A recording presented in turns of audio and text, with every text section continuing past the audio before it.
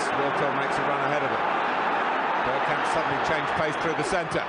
It's Bergkamp! That's magnificent!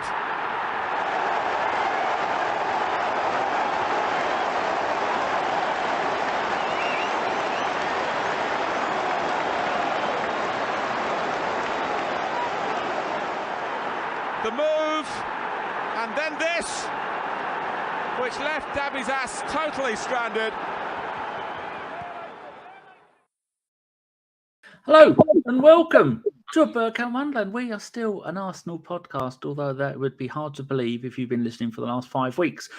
All my shenanigans is now out of the way and done, so I am now back full time. And I thought, who better to welcome me back into doing the podcast than the bloke, one of the many who we set up ABW with. It's Gav from She-War. Hello, Treacle. Hello, darling. I absolutely love you. Do you know that? You're a lovely bloke too. I love you. And it is nice that you asked me back after sacking me twice. Well, yeah. Have you learnt your lesson now? You stopped being chopsy on the internet. I'm not quite sure on that one. Some people might agree that I'm very, very chopsy these days. Some people might think I'm just sort of standing up for supporters and stuff and doing my thing, man. I noticed that you have changed your angle of attack. Now that the team are good again, you decided it's time to challenge them on their shitty ticket allocation system, which is unbelievable how it can be so bad for a club. So all they have to do, employ a couple of people, have people's photos on your tickets, bish bash bosh, jobs are good, and no more people charging people $8,000. I mean, what's the most you've seen the last game of the season tickets going for? Oh, don't. I mean, somebody put a silly one up, but it was 25 grand. But wow. I mean, I would say you're probably looking at between 1,200 and 1,500 for the last game of the season. But obviously, you know, the club say and people say that that doesn't guarantee that they've actually got the tickets. And obviously, if there's 3 or 4 reseller sites, the same ticket could be hosted on all 3 sites at the same time. So it does sort of magnify, and it can magnify it. But it's very, very clear and obvious that a certain amount of tickets are going to touts, and a certain amount of them are actually sold with permission to resell by the club. Ridiculous, and it could easily be sorted out. But we're going to talk about that a little bit later in the pod. We're going to go and do our customary. Oh, if anybody's wondering why there's no video, as we all know, as if you've been listening, Gav started this podcast with me and Gimli and Jeff and FK and John and Steve. Started it in the summer of 2013. We started. This is season number 10. And we never used to have, because we invented the podcast. Well, we didn't, but I'm going to claim that we did. One of the first three Arsenal podcasts. And back then you didn't have cameras. So Gav is an international man of mystery, much like Jeff Arsenal, who the last time I heard from him was probably in October last year. I've been sending him messages, but he's blanked me, poor bloke. So, I thought Gav's got no camera, so I won't have a camera. So, unity there. Let's go and say hello to some of the people in the chat, shall we? We've got Boy 10 Dio. Hello, how you doing? Top of the evening to you, lad. I am still upbeat, all things considered. Best way to be. Fly KG says, welcome back to me. Thank you very much. Rude says, hello, gents. Good evening. Come on, you gunners. Steph says, the return of the legend. I think he means you, Gav, not me. Carlson says, evening. Rudy says, Danny, where are you? So I've just explained that. And there's Avon gives it an oi. Steph says Steph has been listening since day one. Steph Selby. He said, I can't believe he's still on. And Deke, who does the post game, shows me I should be back this week. Deke he says, well, hello there, gentlemen. Phil Macker is there, and people are saying hello to each other. Lovely jubbly. Nice to have you all here. Right. The first thing, what's your thoughts up to this point of the season? I suppose when the season started, did you think we would be where we are now? No, I don't think anyone did, Dan, did they? No, not unless they had been able to whack to the head. Yeah, no, I thought we'd done good business in the summer. I was overjoyed with. I think, if I'm being honest, I thought Jesus was a 75-25 kind of signing. Do you know what I mean? I was sort of 75% happy and 25% thinking, is he going to do it or is he not going to do it? Do you know what I mean? Zinchenko, I thought, was an inspired signing. So I was happy with the business we've done in the summer and happy with the people we offloaded, etc. I'm thinking we've got a team that's going to sort of seriously challenge for top 4 here. And that's what I went for with our pre-season predictions. I said top 4. I said 4. Yeah. I mean, it was sort of like you're thinking, right, this is top 4, but, you know, we've got the Europa League as well. It looked like a decent sort of cup side. Look, on their day, they're going to turn over anybody. And that's kind of my thoughts at the beginning of the season, if I'm being honest, mate. Yeah, I think most sane people thought that. You got your handful of people who are the naysayers who went, no, Arteta out, he's never going to do it. And admittedly, my views on Arteta towards the end of last season is I wanted to keep him. Now, if you go back and listen to it, the reason I wanted to keep him is because I didn't want to have to go through all that nonsense of picking a new manager, getting rid of all their players. So mine was out of sheer laziness. How did you feel at the end of last season? I've never done anything but back Arteta 100% since day one. Yeah. I've never said a bad word. I mean, it's pretty much, you know, if you want to go back through my tweets, and I have done in the past, I had plenty to say to him about him as a player at ours, because we did sell him past his peak and he wasn't my favourite player.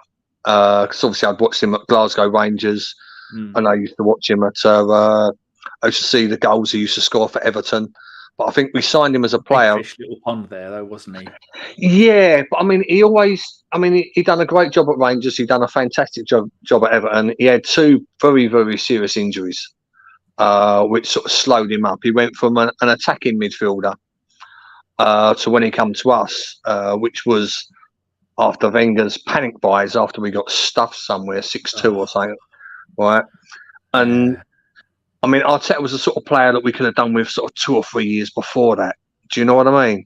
But yeah, so I wasn't the greatest fan of him as a player, but since he come in, literally from day one, just fell in love with him, just with what he was saying, with how he was turning the club around. By obviously, I believe we might go into this at some point between me and you, talking about the old Georgie Graham days. He just had them vibes, winning the FA Cup, playing defensively as you like. And I could see the process. And it wasn't just Arteta. You've got to look at them as the fact that this is probably the best management level people that we've got at the club with regards to the playing side, probably ever. I mean, you've got World Cup winning Per Mertesacker doing an absolutely tremendous job running the youths. You've got Adu, who loves his cigars and his barbecues and loves his light blue shirts, who's just doing fantastic business for us, both in and out. And Arteta's backroom staff, when you go through them all, there's a lot of experience on there. They're all quite young still, but there's a lot of experience in there. And yeah, I hold my hands up. I fully bought into the process. And I thought that this year was probably a year too early to challenge for the title. But if we got into the Champions League, we might be able to sort of go out and buy the 60, 70, 80 million players that can take us to the next level. But like I say, we've almost jumped a year just purely through our town. You brought an interesting point out there. We're both old. I'm 52 and you're nearly 50, aren't you? Or was that a top secret? No, I was 50 in August then. Oh, happy birthday, mate. I'm sure we normally people, me and Gav, we ring each other once a month for a couple of hours and we talk nonsense. We haven't done it for a couple of months. I thought we'd catch up partly on this, but we're both old enough to remember the glory days of the best ever Arsenal manager for me is George Graham, because of what he was given a handful of dirt and he moulded that dirt into the best defensive side the first division have seen since the post-war days, and won 2 titles, our second European trophy, all those other things, did wonderful stuff. Now, I'm looking at the 88-89 winning side. Is it 88-89? Yeah, of course it is. Yeah. And I'm comparing them. John Lukic, magnificent English player, should have been capped by England, quite similar to Ramsdale, but I think Ramsdale is more seaman than Lukic, isn't he? Yeah, and unlike Lukic, he can kick the ball straight. Well, there is that to it. And then you have a look at back then we played 4 at the back. We had Adams, which would be the kind of Gabriel one, and we had David O'Leary. No, actually, Adams would have been the Saliba one, wouldn't he? And David O'Leary was the one that stayed back. Adams was the one that used to go forward for corners, like one of those two, and had Adams and O'Leary at the back. And then we had wingers. Our wingers that we play at the moment, we know, is Martinelli on one side and Saka on the other. Well, that would have been Perry Grove. I mean, Martin. No, yeah, I'm looking at it. Paul Merson and Rocky Rocastle. They'd have been similar wingers. And then up front, and Brian Marwood. See, that's the point I was going to make. Brian Marwood coming in partway through the season. Did he come in that season or the one? I think he came in that season. Coming in partway through the season, which is just like Tossard has done absolute wonders. I was actually reading Brian Marwood's book the other day, his autobiography, talking about when he signed for Arsenal. Didn't we sign him from Sheffield Wednesday? Yeah, Sheffield. I think. Yeah, Sheffield Wednesday. Then he went to Sheffield United after that. But Brian Marwood came in very underrated. Played on the wing. Absolutely stunning player. And he only did 1.5 seasons with us. But then the other ones I'm looking at, people forget that back then we played with 2 defensive midfielders. We had Kevin Richardson, which I think would possibly be the party role, and Mickey Thomas would have been the Xhaka role. I mean, that season, the 88-89 season, Mickey Thomas scored 7 goals in the league from midfield, much like Xhaka is doing. Once you've got someone behind you sorting everything out, then Thomas and Xhaka were the ones that could have a bit of a free role, go forward and do stuff. The only thing that team in the 89 team didn't have was a number 10. We didn't have someone playing behind the striker because we. Well, it was almost Thomas was the 10 at times. But last game of the season, 10 was Steve Bold, wasn't it? Yeah, no. When George Graham switched to 3 at the back. Yeah. But yeah, no. I mean, I've obviously got very, very fond memories of that season. I went, more or less every home game. Went, blimey, probably 6 or 7 of the away games as well. Thomas really should have had at least double that amount of goals that season. When you say he scored 7, I was like, did he score that many? Because he seemed like he was getting in the right position all the time and never putting them away. So I guess that's the bit when you go back and watch Fever Pitch. Look, oh bloody hell, it's Thomas. Look, you kind of appreciate the fact that he didn't have the greatest of years in front of goal that year. He was almost like one of the last people you'd want that ball to fall to.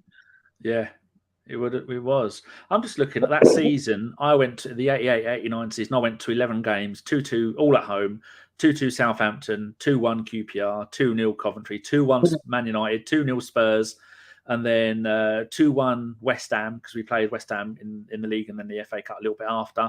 And then we lost 3-1 at home to Notts Forest in 89. Oh God, yeah. And then the 2-2 with Charlton was the last one I went to that season.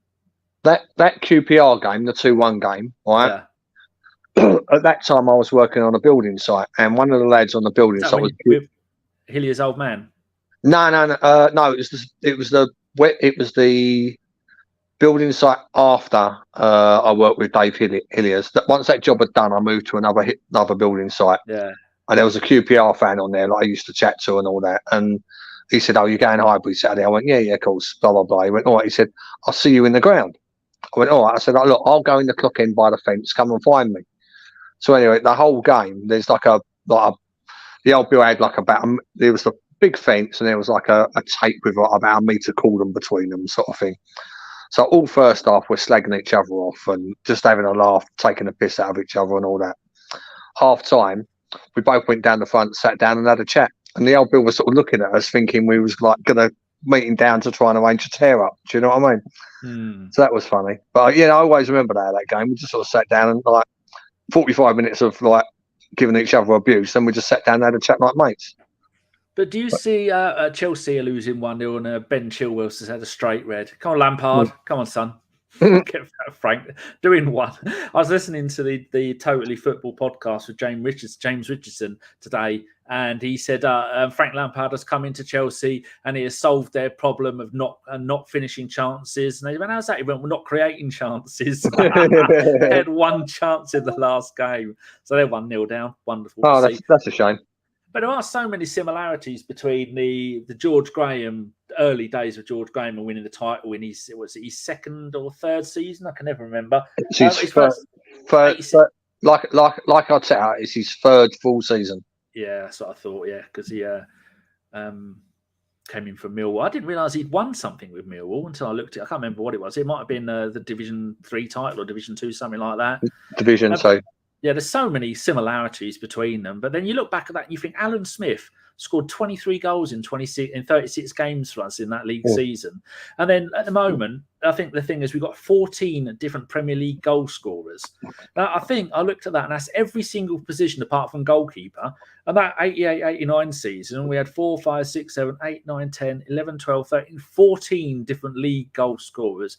I mean, the similarities between the two, and a squad full of English players, so many similarities, aren't there? Yeah, basically. I mean, I think it was... it's one of these quiz questions that how many people born in England played for Arsenal started at Anfield 89. Yeah. Because O'Leary was actually born in Stoke Newham.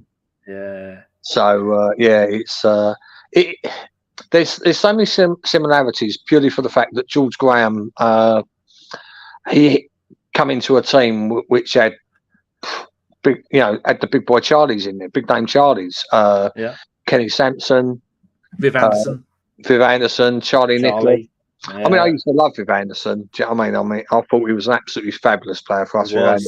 I'm still amazed now that he came to Arsenal after what he did at Forest, winning European Cups and winning the league and stuff. Yeah, no, exactly. Do you know what I mean? And and what Arteta's done. Well, I mean, let's call it Arteta antidote. Yeah. They cleared out these overpaid, underperforming prima donnas. Yeah. Were just blocking our club up. They were blocking us up. They were, and he's gone with the youth. He's got, I mean, even the other day. I mean, every game we played, Dan. I mean, if we rolled back probably 9-10 years to some of the early podcasts that me and you did. Oh, I've been listening to some of them because they keep popping up on my YouTube, and I think we moaned a little bit, didn't we? I think we moaned a fair bit. But I mean, do you remember, like I say, one of the major moans that I used to say is, especially when we were sort of when we was having these debates over Wenger. I know what you're going to say. Was over the youth. Over the fact that Wenger just had an absolutely terrible record of bringing youth players through the system. Four generations of them he had, and most of them turned out to be utter nonsense. And we put them all on parity wages. So you had players that are never going to play for a club on 40 grand a week in the reserves. The youths. Yeah, it absolutely ridiculous. And I mean, all right, you can give him credit for bringing through Jack, right? Yeah. But apart from Jack. Ashley Cole was technically well. See, the thing is, he was out of the club, wasn't he? They didn't want him. No, well, I mean, this is the thing. I mean, with Ashley Cole's debut, and I was there. It was a Champions League game, and Winterburn was injured.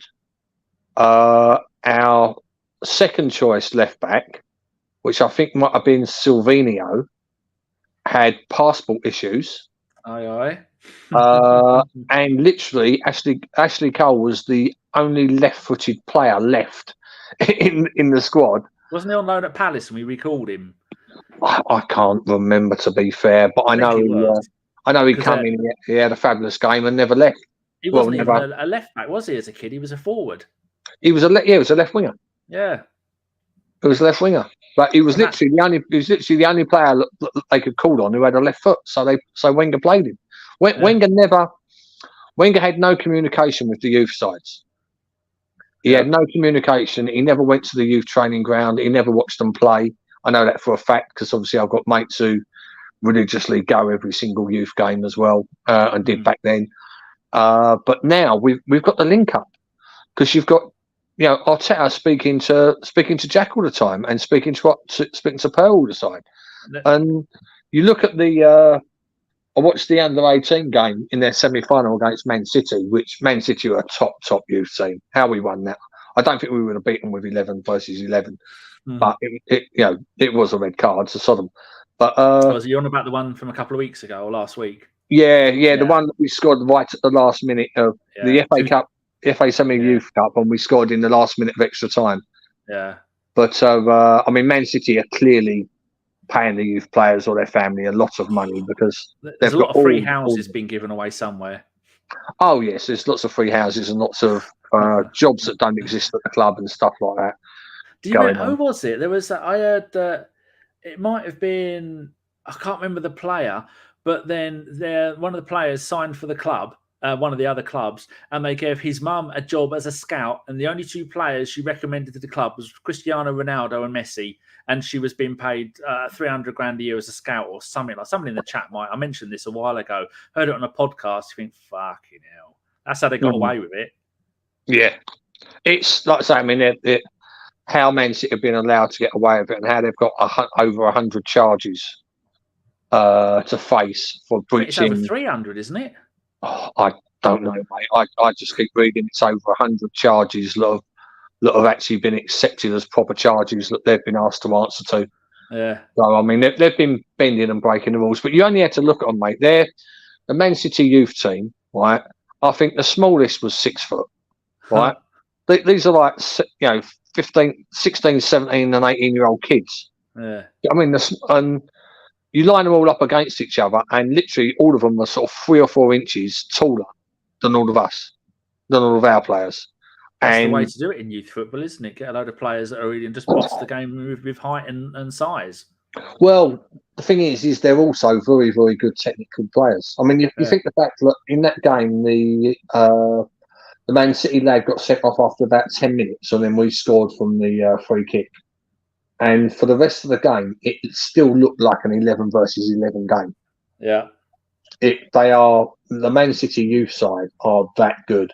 But whether or not any of them are ever going to break through, because Man City's squad on a match day, they've got one youth player in it. Yeah, we got to look at this pre-season. Southampton, I think they bought 2 or 3 of the Man City youth players, each for 10, 15 million quid each. I mean, that's what Chelsea used to do to make all their money. The fact that you've been at Man City puts an extra 5 or 10 million on you at a 17-year-old. Oh, 100%. 100%. They're proper playing it right, but they are getting Heskey's son was on the bench for Man City. He come on in extra time, I think. Oh, yes. Jaden. Yeah. Which makes me feel old. I don't know about you, Dan. Well, Robbie Savage's son plays for Man United, doesn't he? He's on loan at the moment. I think Crawley or Wickham or somewhere like that. He's on. No, Forest Green, I think he's on loan at. Oh, there's so many. I mean, I felt old when Ian Wright's kids were playing football. Ian Wright's kids have played football, retired. They've had kids and their kids are playing football. Kevin Campbell's son is playing for Stoke. Yeah. Tyrese, I think Ian Wright's grandson plays for Stoke as well. Yeah, he does. And there was also Paul Ince's son playing for Stoke as well. It's good not having a camera. I can pick my nose and nobody knows. Yeah, but I'm going to bring something up on the screen here. Something I've been working on. So far, no one has stolen it, which is a bloody miracle. Hold on, get rid of Aston. Dan, if I'm reading the comments, if I press the X in the right-hand corner, am I going to get kicked out? Well, down the bottom right. No, top right. So I'm in the comments box.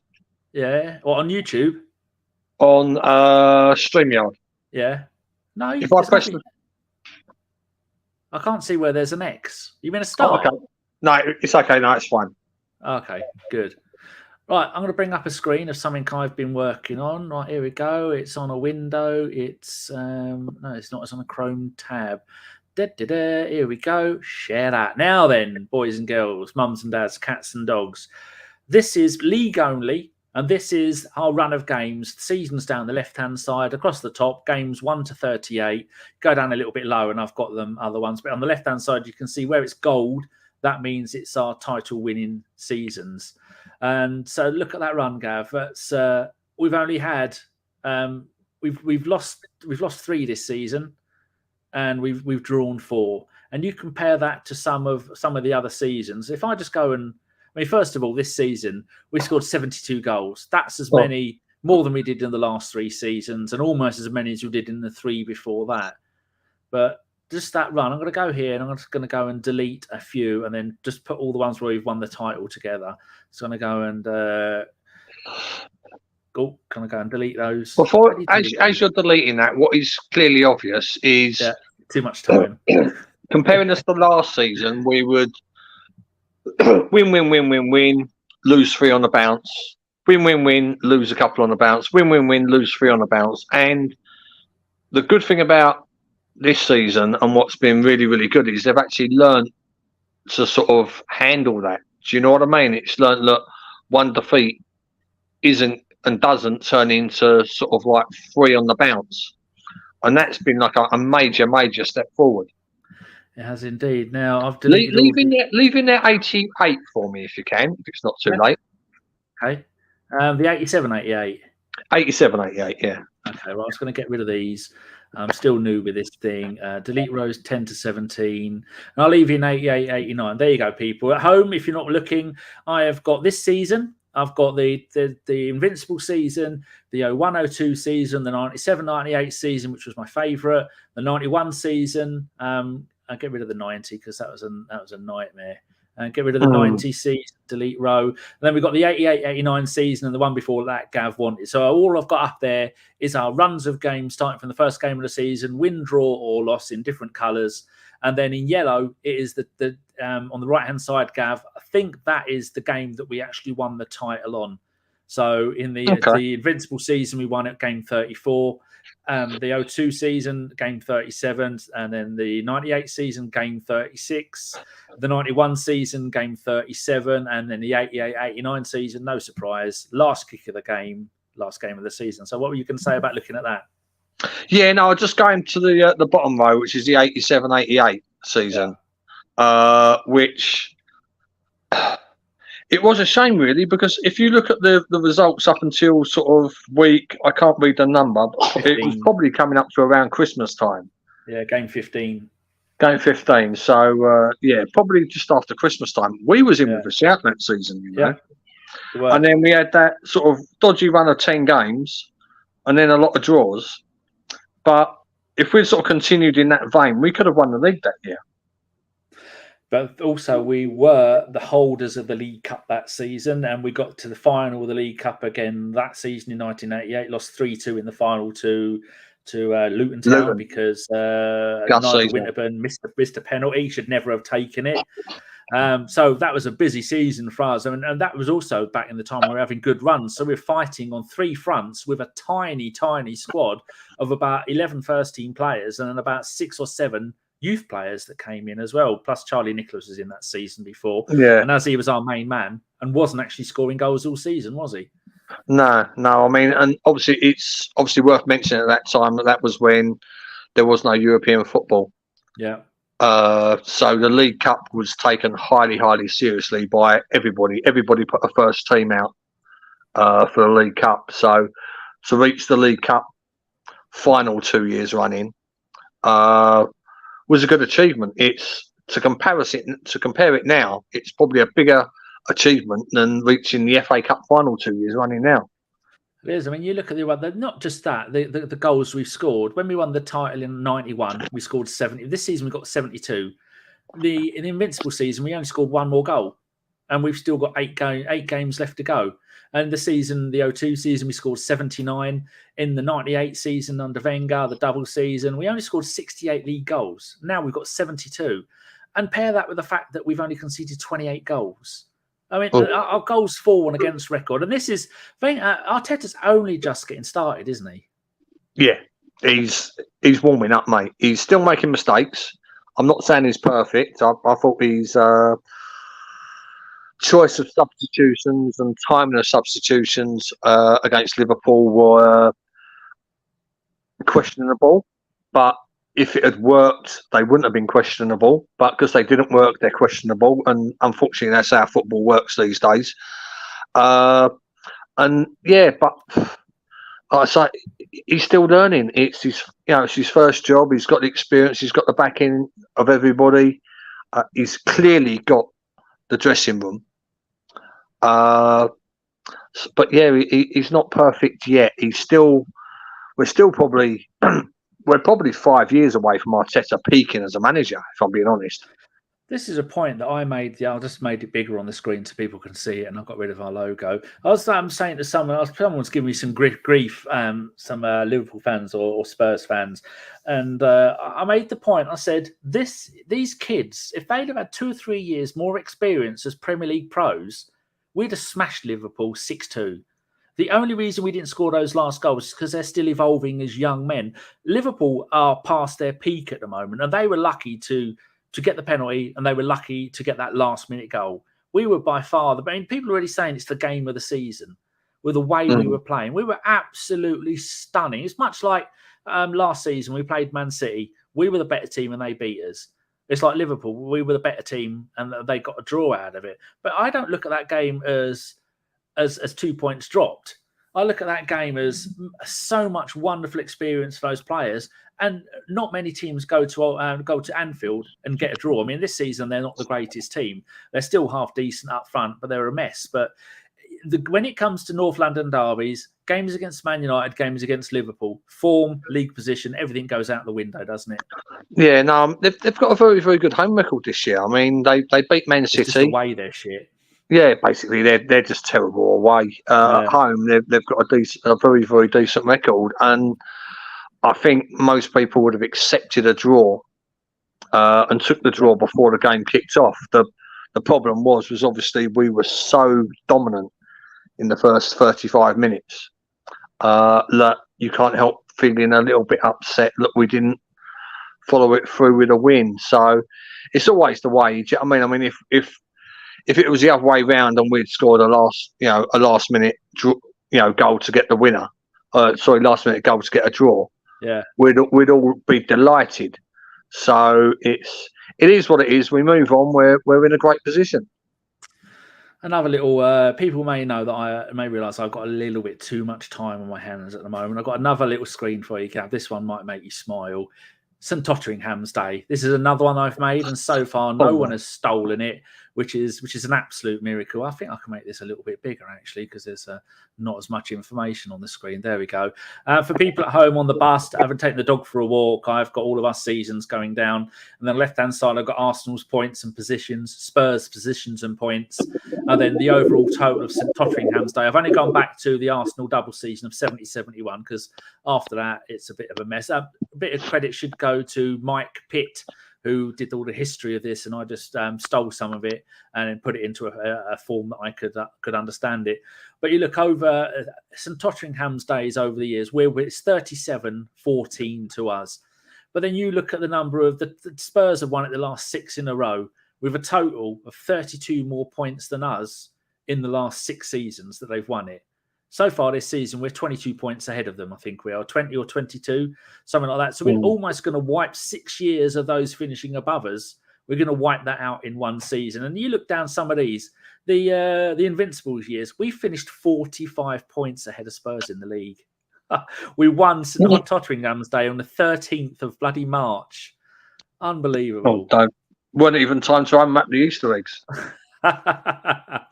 True. The earliest date we've ever done it was in 07-08. We won it by the 9th of March. I think this season, looking at the stats, if the Spurs drop points at the weekend and when we beat West Ham, because we will, I think we might be able to win it this weekend. If not this weekend, then it's going to be against Southampton. We will do it with 5-6 games left to go. But it's an important thing being St Tottenham's Day. But I read that it was, I don't know if you know anything about this, it was actually a misspelling on an Arseblog post from about 2004 or 5 or 6. Do you know the history of St Tottenham's Day? Because I don't. I would say that's probably a little bit of an urban myth, Dan. I mean, we've always... I read it on Wikipedia. It must be true. I think there's always been, I mean, obviously due to the fact of the proximity of Arsenal and Tottenham, there's always been bets on who's going to finish above the other one. That's been going on for probably 100 years now, because obviously, you get some families that have got mixed support. I mean, I've got, unfortunately, 2 cousins who were infected by an aunt who supports Tottenham. Disgusting. Which is why Keith is my favourite out of the 3 of them. But yeah, so I mean, you get families that have, you know, are mixed Arsenal and Tottenham, and you get neighbours and you get workmates, and there's always been this who's going to finish above each other bets and banter going on for absolute years and years. So it's always been the day that they should pay up their bet. But what I'm more, like I say, as much as finishing above them, I think is the bare minimum standard for any Arsenal manager. Any Arsenal manager, the bare minimum standard for that season is to finish above them. Yeah. But the fact that our London derby record, touchwood, has been absolutely amazing this year. Yeah. We've won the most London derbies in one season ever in any league. And obviously we've still got a couple more to go. So the fact that we're only going to have very, very soon the St Tottenham's Day or Tottenham Day or whatever you want to pronounce it, we're also going to finish very, very soon the top London side. And that's where we are. We are the biggest team in London. We are the best team in London at the moment. So I'm going to be sort of celebrating not only the fact that we're finishing above them and we're going to put them back in their box, but also the fact that we're back as the top London side. We're London Kings, mate. It's only been a little bit of a blip, and all of whatever they do is down to one player. And do you think he's going to leave them this season? He has to, doesn't he? If he's going to do anything, because they're on the way down. I think if he's got any ambitions of finishing his career with anything but a room full of golden boots for penalties, and the Audi Cup, he's going to have to. But he's almost running out of options to who to go to. And they're not even paying him a decent amount of money. Any other player with that record at another club would be on 300 grand a week. Mm. What's he on? About 100, 150? He was only on 70 grand up until recently, wasn't he? Absolutely no idea, mate, if I'm being honest. But I think that if Man United come in with a decent offer this season, I think that it would only be the right thing for him to accept it. I think basically it's almost Man United or nothing. 200 grand a week, I think now. Which, I mean, where you think a Bangyang is it a Bangyang that was on 350 grand a week? I think he was 300 and maybe 20, and Ozil was 350. Yeah, do you know what I mean? Every penny of that. Yeah, exactly. And obviously, Kane's wages would be dependent on Champions League football as well. So, because obviously players get a bonus for if the club's in the Champions League, their wages go up by about 20-25%. Yeah. So it's good for him that he's a one club man, and I've got a little bit of respect for that, if I'm being honest. But if he wants to finish his career with proper trophies and proper medals, then he's going to have to move. And if he don't move next season, it's going to be too late for him. He's one injury away from losing a little bit of pace, and that's it. He's done. And another record that's going to be gone this season is Clive Allen's record. Is going to gone by Haaland's going to break that of the 49 goals all competitions in one season.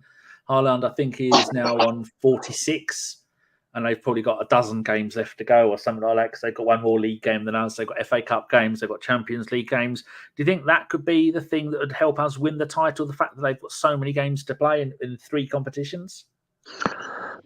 It's not gonna. The thing is winning. Firstly, winning's a habit. Contagious. And at the moment, they're in the habit of winning every single game. The problem is once you get to this stage of the season, and obviously we can almost certainly say that they're not going to lose 4-0 out in Munich. No. Do you know what I mean? Yeah, that ain't going to happen. As if Munich score 4, they'll score 3 or 4 as well. Do you know what I mean? Because I don't think Man City are that solid at the back. The problem is it's not just the fact that they're playing every 3 or 4 days, which they're going to be doing now. It's the fact that the away games, they're going to lose a day for travel and rest, and their preparation time is going to be lower. So they're going to actually have less preparation time between games. And although they've got a double squad, their second 11 will probably get in the top 6 on their own. Definitely. But it's just purely on the fact that they're just not going to have the time to prepare for every sort of outcome in every game. So there's going to be a lot of winging it and a lot of luck involved. And also the fact that I'm not sure, as much as we've got to go to Man City and Newcastle, I'm not sure I'd want to be going to Brighton or Brentford. Brentford are one of the best teams to watch, and they are a really good team. But looking over including what they played yesterday, over the next what's today? Today is the 12th. So including yesterday, which would have been the 11th, up to the next 11 days, next 10 days, we've got 2 games. They've got 4. And then the next 2 weeks after that, we've got 2 games. That'll take us down to the 2nd of May. And then going to the 2nd of May, they have got 1, 2, 3. They've got 3 games, and plus Brighton has been postponed. So and that is all going to build up. And we know that Haaland he's got a bit of a dodgy ankle. And when they've changed remember when we signed Alan Smith, the kind of football, and when we signed Ian Wright, the kind of football we played, that season we won the league in 89, 14 players scored goals. When we got Smith, when we got Ian Wright, everything was put through those two. And to an extent, same with Thierry Henry, everything was through those. But on the Henry days, we had lots of other players that would score goals. But regularly, you would have players playing for Arsenal that wouldn't score a goal all season when we had Ian Wright up front. And if Ian Wright didn't play, or Alan Smith didn't play in their peaks, we weren't scoring goals. We would go, like in that Winners' Cup run that we had, we went, Ian Wright has been banned, Ian Wright isn't playing. Well, how are we going to score goals? And that's how Man City have kind of become. I know they've got those couple of other young strikers, and they've got some wingers that can do it. But for them to get rid of Jesus and Sterling and the bloke they sent back to they sold to Barcelona, to get rid of 3 strikers, and I think they've got Alvarez at the moment. That might be the name of their young striker. I think if Haaland doesn't play for them, they have to change the style of football they play. And so far, it's worked out for them. I think against there was one team they played recently, might have been Burnley or someone, or one other team in the league, they didn't play Haaland and they did really, really well. But it's asking a lot from your players to revert back to the formation they've been playing for the last 2 seasons, because Aguero wasn't playing. So they'd adapted with not playing with a striker and won back-to-back league. Did they? Actually, I think they won back-to-back leagues. Yeah. And now they've changed the way they play to accommodate a world-class player like Haaland. When he doesn't play, hopefully, is what I've got my fingers crossed, they're going to struggle to adapt to it, because I can't see Haaland playing every single one of the God knows how many games. I mean, they've got 1, 2, 3, 4, 5, 6, 7, 8, 9, 10, 11. Then they got the final. And so they could have 15 or 16 more games this season. Yeah. We've got 8. And so if Haaland can't do it, that's where I've got my fingers crossed. And like you were saying with Brentford, going away to Brentford isn't easy. They're going to go away to Everton, and Everton are going to kick the shit out of them. They've got to have Leeds come to them, and Leeds at Man City, they've got history. That's going to be a war. Hopefully, I've got my fingers crossed. They're going to get some players injured. The other one is, I'm more if I could pick one player from Man City to be out for the rest of the season, it would be De Bruyne. Kevin De Bruyne. Oh, he's about to break the record, isn't he? He just got his 100th Premier League assist last game. Yeah, I mean, he's going for the Premier League season assist record as well. Exactly, and they're all basically to Haaland. So he's the main danger, and he's a little bit fragile. He's a little bit more fragile than Haaland. He's the sort of he's the key to Man City.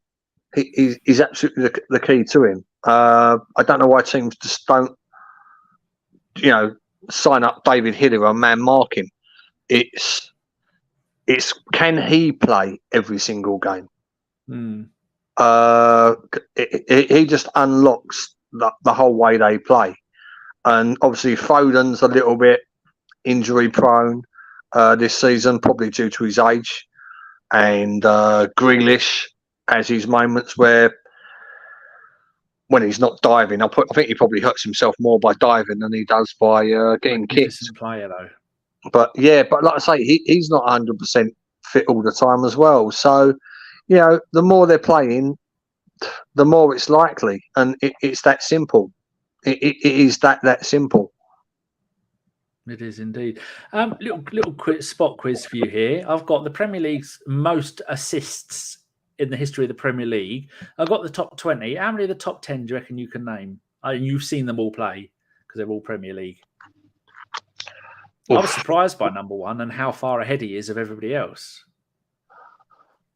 Top 10 assists. Yeah, I wouldn't have got number one because he's retired ages ago, but thinking about it, it's logical. Like I say, it's not a statistic that I've looked at. I've actually seen I've seen the table. There's only 2 playing at the moment. Right. Okay. In fact, out of the top 20, there's only 4 playing, and they're both all old men. Right, okay, so we've got the boy must be in there. Yeah, 5th. Fabregas must be in there. 2nd.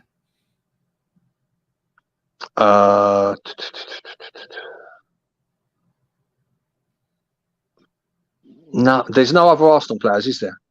In the top 10, there's only one. Someone named a podcast after him. So Bergkamp's in there. Hey. Right, that's why I asked. I was unsure whether Bergkamp. Right, okay, so that's 3. And you've got the one who's won the most Premier League titles. If he's not beating up his missus, allegedly. Hold on. Ashley Cole? No, not Ashley Cole. He's won the most Premier League titles. Yeah, he's won like 12 Premier League titles or something. Played the most number of seasons as well. He's Welsh. Giggs? Yeah. So Giggs is first, Fabregas second, Wayne Rooney Giggs is third. First. Yeah, Giggs has got 162, Fabregas 111. How many did Henry get? Henry got 74. Because he was the first player to score over 20 Premier League goals and get over 20 Premier League assists in the season. Yeah, I don't think many people have ever done that. Lampard is 4th. De Bruyne I was going to say him. Yeah, De Bruyne 5th. Bergkamp 6th. David Silva 7th. Then Fatih Gerrard is 8th. James Milner and David Beckham is 10th. But one that did surprise me, Ashley Young is 15th. But then again, when he was at Palace and Villa, he was was he at Palace? Yeah, I think so. I know when he was at Villa, because he's an Arsenal fan, he played as a winger, and the beginning of his career at Man United, he played as a winger as well. It was only late in his career that he decided to go and play fullback. And you got 20th place, Nobby Solano, Matt Le Tissier, Shearer 17th, Gareth Barry 17th, Darren Anderton 16th. No way. No. But then you look at Darren Anderton, we used to call him Sick Note. You look at he's played 300 games for Spurs or something like that. Yeah, but that was over 40 years. It was. Premier League appearances by Darren Anderton, 319. Not bad, is it? No. Yeah, pretty good. What else are we going to talk about? So do you think we're going to win the league then? Because I think after this weekend, it's put a bit of a wobbler on it, hasn't it? I'll be honest with you, I'm no more confident or unconfident than I was before that game. Yeah. I think if we'd lost that game, then I think I'll be thinking, it's gone. But yeah, it's almost like status quo. I'm almost at the point now where I've got full faith in our team doing what they've got to do for the rest of the season. Yeah. And it's purely now, it's not us, it's down to Man City. And Man City are on a five winning streak at the moment. They've won their last 5 games. I believe they've got 9 more to play, is it? 9 or 8 or 9? 9 in the Premier League. We've got 8. 9 in the Premier League. So if Man City win their last 14 games of the season straight, then there's nothing we can do about that. I mean, they've won 9 in a row, all competitions. They're unbeaten in 9, 10, 11, 12, 13. They're unbeaten in 13, and they've only lost 1 in the last 17. And that was, they lost 1-0 at Spurs. Fucking unbelievable. But the fact that you say, because they got the game in hand, and if they beat us, then they will be ahead of us. I mean, we've done really well in recent games to come back and almost level out the goal difference, because our goal, theirs is 48, ours is 43. But they just banged in a load at the weekend, which really didn't help us. What did they get? They got 4-1. We were about 12 goals behind them at one stage. Yeah, loads. But it is what it is, Dan. I mean, I was talking to a mate earlier today, and I was saying I'd love to be 20 this season. Oh. I would love to be 21 this season. All those years to come of going to games.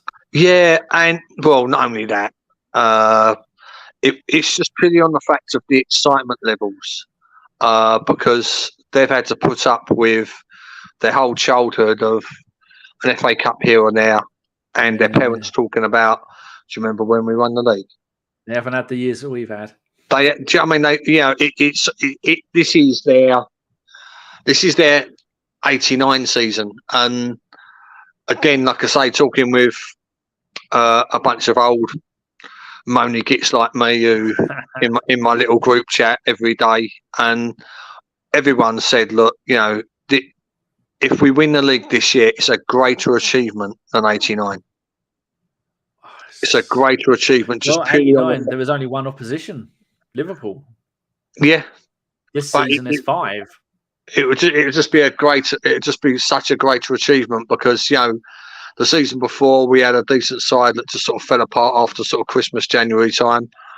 And yeah, no, it'll be such as much as I will never disrespect or never talk down at the 89 season. Like I say, it just would be a greater achievement this year. And for like a 20, 21-year-old now, Dan, going to games and watching the best Arsenal side they've seen in their lifetime, and thinking to themselves, well, I'm going to have a story to tell my kids. Look, my dad and granddad and uncles and aunts and mums have been telling us about 89 and 91 and the Invincibles. I mean, this will be like a generational achievement. And it's just all down to finally the club putting the right people in the right places to do the right jobs and having the right structure. I mean, Gazidis, you know, what a godsend it was when he left us. Yeah, and he's fucked it up at AC Milan as well, in it. They're knackered. I mean, they've won one title, but they fluked it. But they're and that other bloke, the Spanish bloke who we wanted to get in, head of football, he's gone to Valencia or someone like that. He's made a complete mess of it there as well. Adu is just perfect. Adu is like Adu is just like he's you can almost see him being absolutely so diplomatic and so accommodating to say, right, what do you need? What do you want? Let me see what I can do. Let me get my book out. Do you know what I mean? He just seems so much. Look, he's such the cushion between Arteta and Mertesacker and the board. Look, he's just perfect, absolutely perfect. And the fact that it's another man in a key position that absolutely loves our club. That's something we used to, you and Steve used to go on about back in the day. For people who don't know, Steve Lord Hillwood sadly passed away a few years ago, but he was one of the founding members of ABW. Gav and Steve used to always go on and go, one of the first things we need at the club is people who used to play for the club, who understand the club. And now we've got Edu at the top, we've got Per Mertesacker, we've got Mikel Arteta as manager, and we've got super Jackie Wilshere running the under-18s. And we've got a load of other ex-players around the club doing other things. And this is what you always went on about that you wanted, wasn't it? Yeah, so like I say, I'm very, very happy about that. Just a quick one on Jack, right? The under-21s have had a stinker this year. That's because all the best players are in the first team. Well, yeah, they're either in the first team or they're on loan. I've got a sneaky, you know. Look, if not next season, the year after, Jack's going to make a comeback. I think Jack will end up in as a 21s. I honestly think that this group of players that Jack's bringing through at the moment, I think he's going to come up with them, and it wouldn't surprise me in 4 or 5 years' time that Jackie's one of Arteta's assistants. I honestly think he's going to progress with the under-18 side he's got at the moment. I think they're going to pull him through with them. Yeah, well, they did play together, and that would be a good way of doing it, and bringing all the players through as you go through. But the under-21 manager at the moment is Mehmet Ali. Never heard of him, apart from being linked to Arsenal.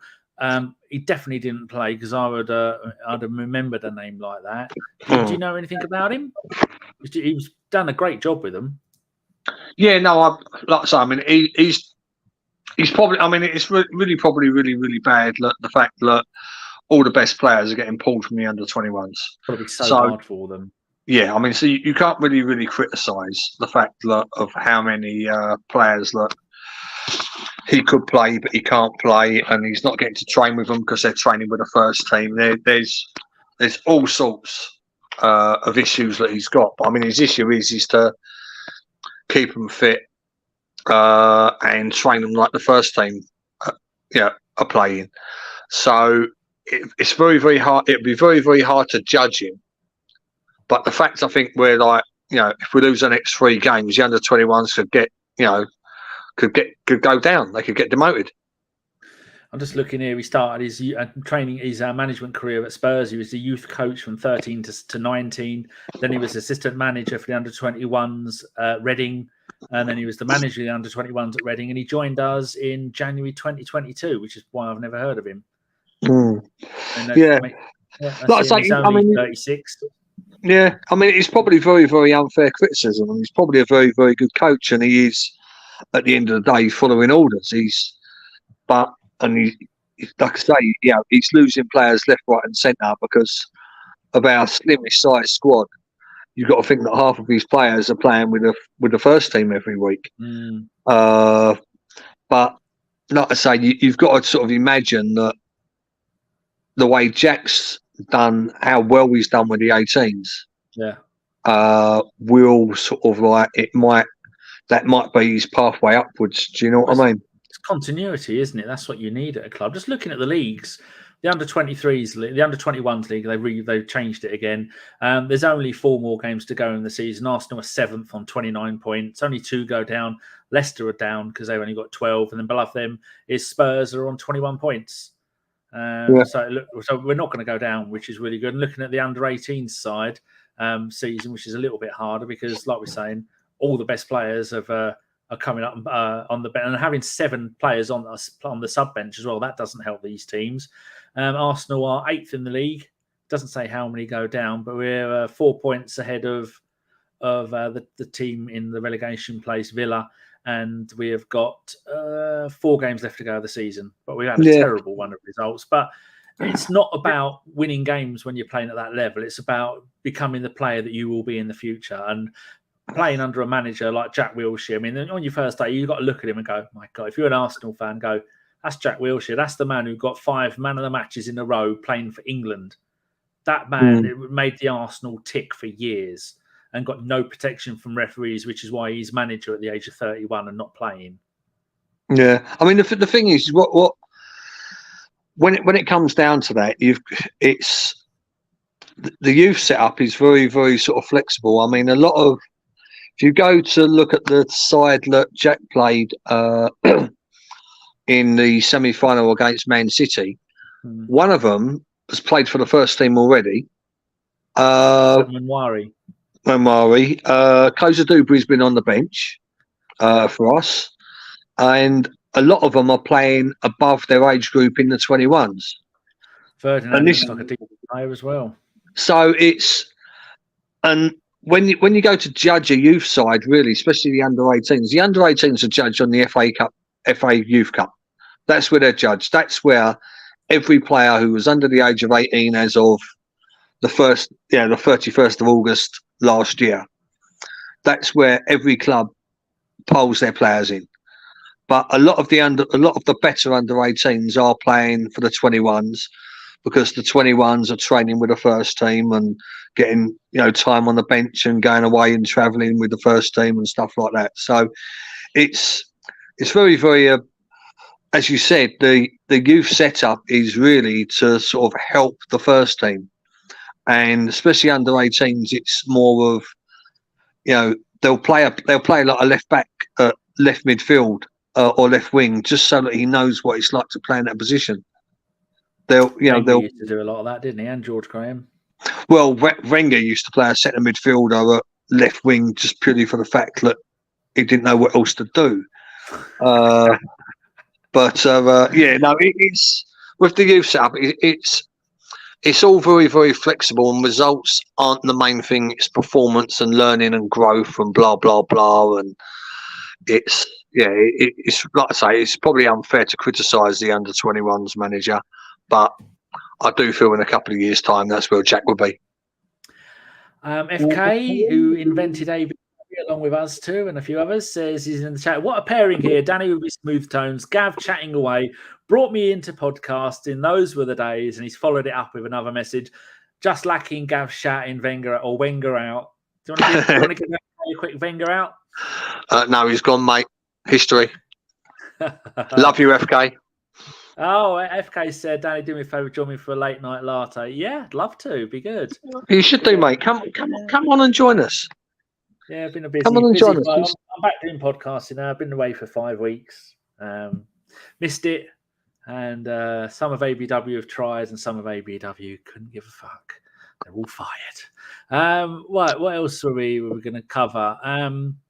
Anything else you want to talk about? Let's talk a little bit about the ticketing system, because we've seen for like the Beyonce tickets and for the Elton John tickets, the whole thing.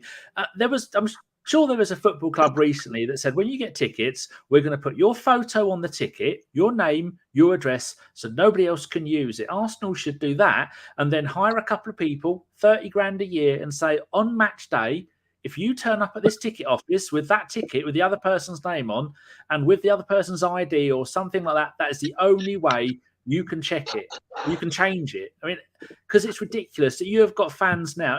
Did I read a tweet of you saying that a couple of years ago, I mean, now everybody wants to go see the Arsenal, but a couple of years ago, even if you were a silver member, you would get tickets. And now you've got people that are doing low end of away games and they aren't even getting tickets. Just go through it a little bit, because it's horrendous the way it's working. Yeah, basically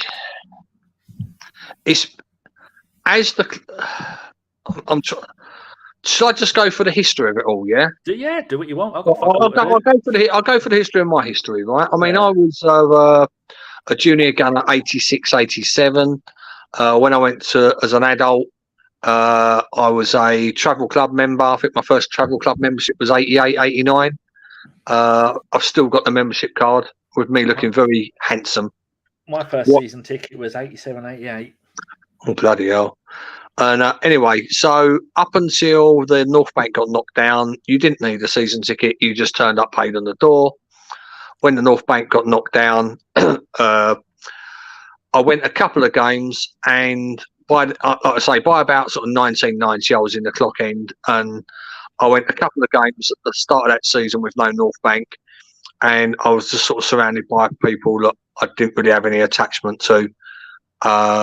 And all the clock end lot weren't there, so I just stopped going. In '98, I signed up for what was called ticket registration scheme, which is now what silver members are. Yeah. Yep. Back then, I was what was called a red member.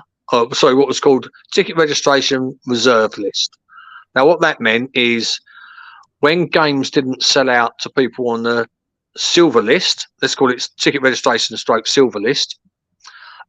You had to bash the phone at a certain time to get a ticket, and the only games that were generally available was League Cup games. Yeah. Hence why I was at Fabregas's debut, that Rotherham game that was 1-1. I think we won 10-9 on penalties or something stupid. That is the game that I met. I think I met Dennis Bergkamp at that game. Oh, nice. Yeah, he still talks about it. I bet he does. He just can't stop mentioning it. Anyway, I named a podcast after him. It's the least he could do. Well, exactly. I mean, exactly. But yeah, no. So from '98 to 2006, I had a couple of mates who were ticket registration streams, stroke silvers, who worked shifts.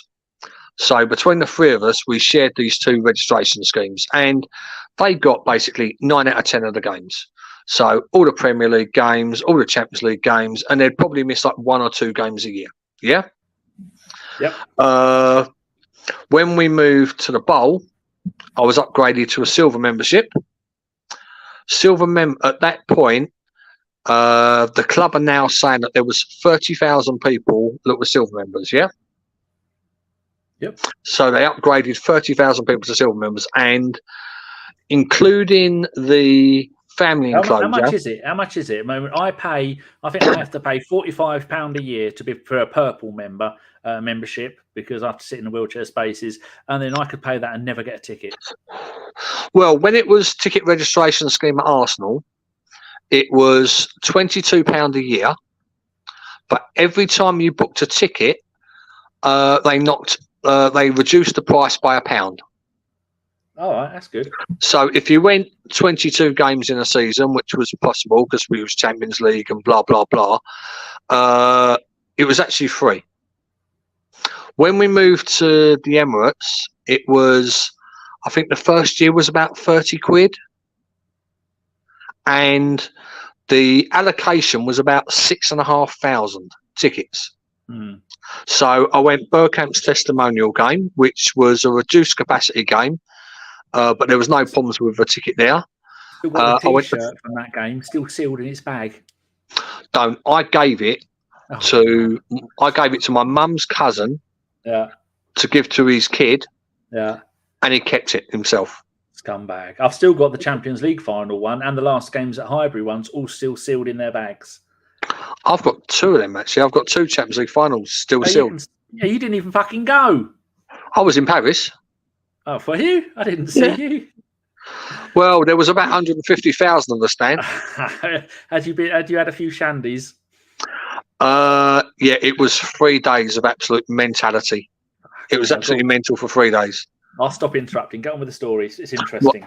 Okie dokie. Right. Anyway, so the first season at the Bowl, it was about 30 quid for a membership, and there was about 6,500 tickets. So literally from the away supporters right away to the corner flag, and then at least two full blocks in the clock end. Yeah.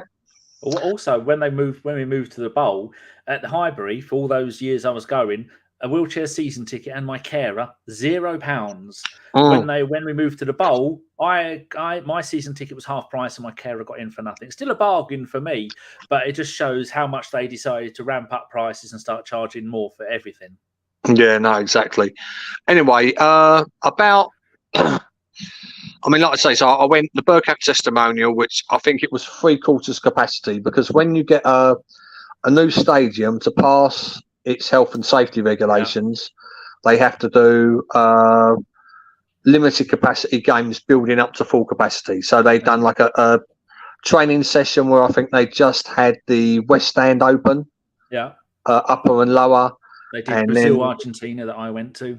Yeah, and then like I say, the Bergkamp game, which I think was about 50,000. Yeah. And then the first league game of the season was full capacity, which and that was Aston Villa. Aston Villa, yeah, 1-1. Olaf Melberg scored for him, I think. He's got the first goal, didn't he? Yeah. Yeah. Anyway, so that was that. Got tickets, no problems, and literally for the next 5 or 6 years, the only fight that I had in buying tickets, and the only sort of stressful times online, because by then it had all moved to an online system and no phoning in, or less phoning in, so to speak. The only grief that I got was the fact that I always wanted a lower tier seat. I always wanted a lower tier ticket because A, I preferred the lower tier, and B, it was like a lot cheaper. So that was my struggle, but up until the whole way through, up until this season, I only ever missed out on one sale where I couldn't get a ticket anywhere, and that was the first time we played Barcelona. Now, obviously, when we play in the Champions League, which again is going to be an additional issue next year, is UEFA ask for X amount of tickets for corporate clients and sponsors. Of course they fucking do. People who don't give a fuck about football. Yeah. So next year in the Champions League, which, like I say, I mean, we are more or less guaranteed that now. There's going to be even less tickets available because UEFA are going to take another chunk of them. Right? So a big Champions League game next year is going to be a nightmare for silver and red members. Well, for silver members, for red members, they'll probably still get their allocation.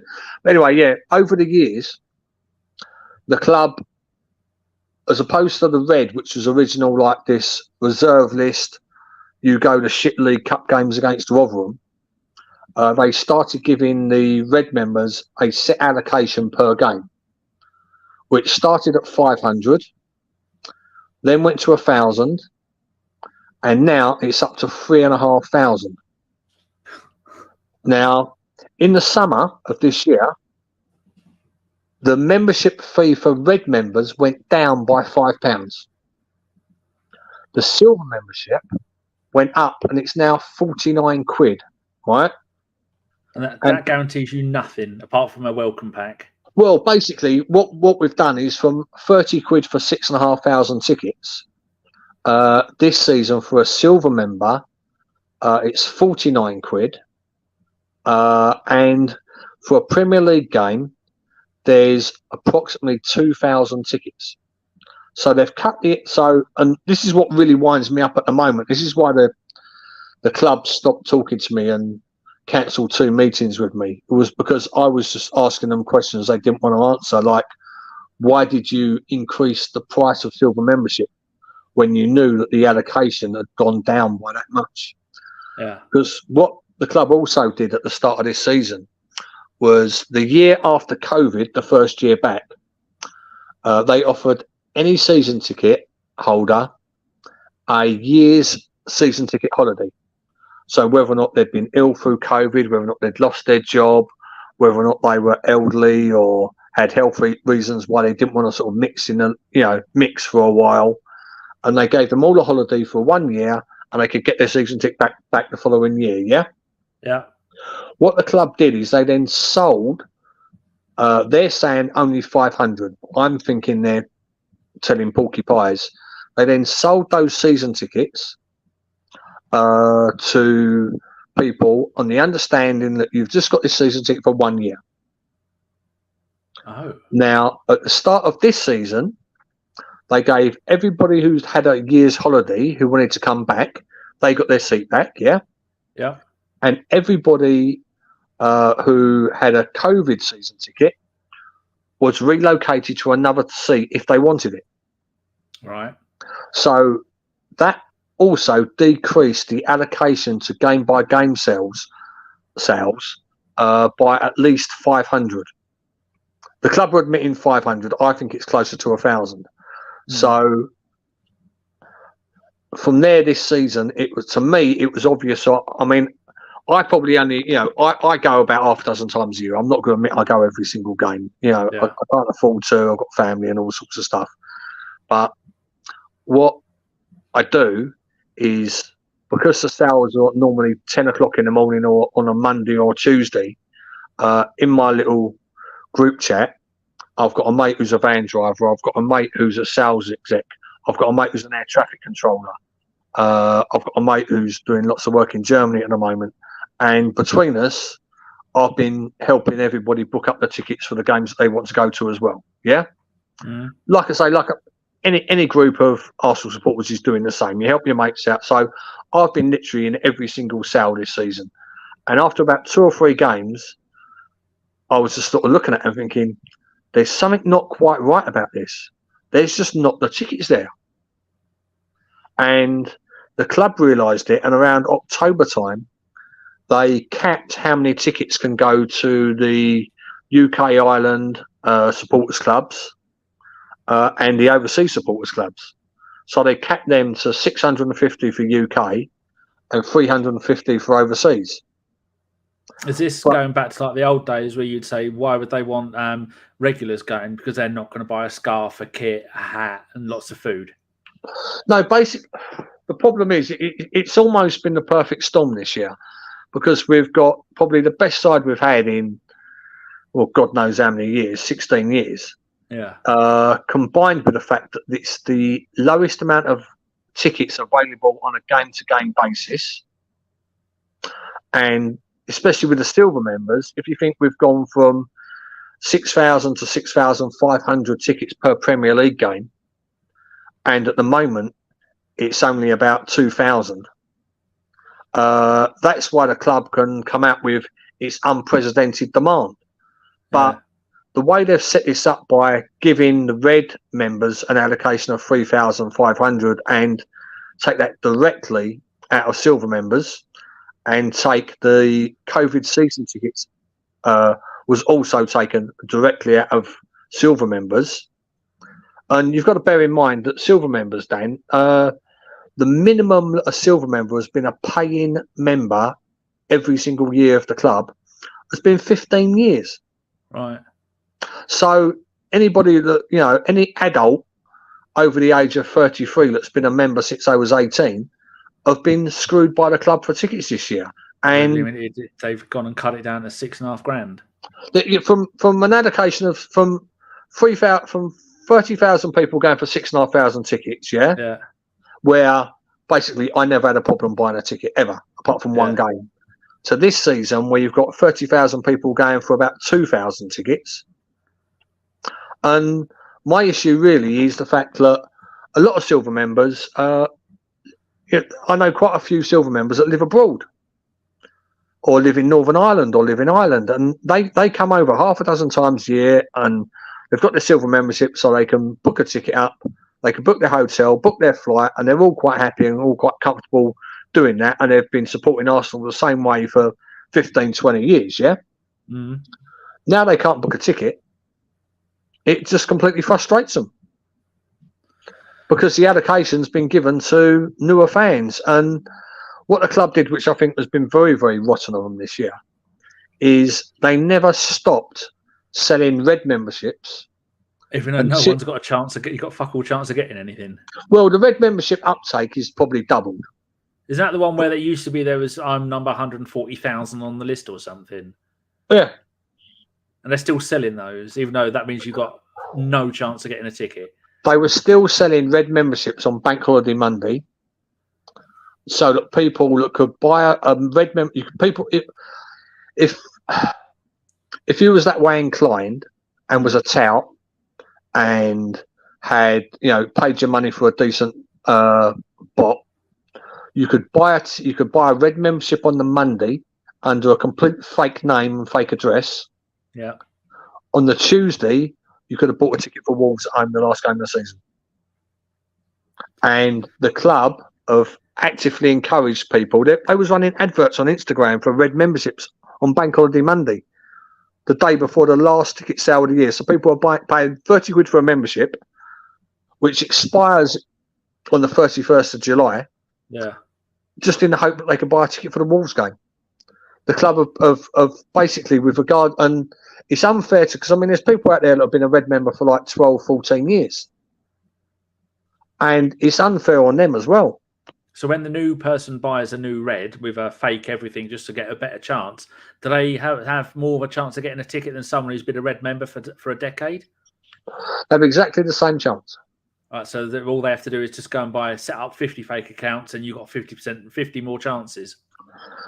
Yeah, I mean, basically, that's how the touts are doing it. And the whole actual, if we go into the ticket buying system, it's absolutely perfect if you was a professional tout. Mm. Because basically what you do is you buy a membership under a fake name for 30 quid. You set your bot up so that you're front of the queue. You get into the front of the queue. Now, this is what Arsenal, I'm not even sure they're aware of it, but once you're in the ticket system and you've been accepted into the ticket system, generally this year as a silver member, you've got, if you're not in within the first 5 minutes, if you're not accepted into the ticket system within the first 5 minutes, you're not getting a ticket. With the red members, it's normally the first 12 minutes because they've got, you know, obviously double the amount of tickets, strangely enough, right? But once you're in, you can only buy 4 tickets at a time. But once you've made a purchase, you can then go and make another purchase and another purchase. So when you've got a bot running that gets you in bang on 10 o'clock, the professional touts with red memberships can probably run off about 3 or 4 bookings. So between 12 and 16 tickets within that time period. Whereas what they should do really is 1 booking of 4, then kick you out. But they don't. You're allowed to stay in the system. Is this because they just got no idea? It's like when the people from Facebook were interviewed by the US government, and they were asking them questions about how an email works and things like that. They've got people of a certain generation have absolutely, like my brother has got no ideas. He refers to a PC, he has a Mac, he refers to a PC as a Microsoft computer. Is it these kind of people that have absolutely no idea what they're doing and they just think, oh, it's okay, leave the system as it is because we're selling tickets? I've no idea, mate. I've honestly no idea. I mean, I had I started trying to speak because I mean we've got a decent silver rep now, a fella called Josh, who's a good lad, right? Who speaks up for silver members on fans forums meeting, but fans forums meeting just tend to be the club asking for if anybody's got any questions about how warm the hot dog was, and then informing them of what they're planning to do. There's no real sort of discussion or sort of deep dive in what's going on. Is it like thank you very much for inquiries into our business or something like that? It's more or less like that these days with the fans forum. Yeah, I started trying to speak to the supporters liaison officer around September, October time. He was just giving me company line, what Arsenal have been saying in their emails and stuff like that. I said that weren't good enough. I want to escalate this. So I escalated it. I got up to a girl, I believe, called Amy and one called Khalid, who agreed to have a meeting with me. The morning of the meeting, literally an hour before the meeting, it was cancelled because basically what they've done, they set up this meeting on, oh, bloody hell. What's the meeting app that's connected Zoom? with Hotmail? Zoom? Spaces? No, not the Zoom. Not Spaces. Team Viewer? Team Viewer. Got it. Anyway, so they've sent me through this link for Team Viewer for a meeting in 2 weeks' time, right? Yeah. And I've said, so I've emailed back, sorry, never used this before. What do I have? What do I need to download to do this? And they explained to me what I had to do to join the meeting, yeah? You should have asked me. I'd have sorted you out. Well, exactly. Anyway, an hour before the meeting, I get an email saying it's been cancelled because they were under the impression I was going to record it and live stream it. You couldn't live stream if your life depended on it. No, I know. I can use Spaces and that's it. Yeah. The Spaces, you press one button and type in a title. Right, yeah. So I said, look, I asked you how to use Team Viewer.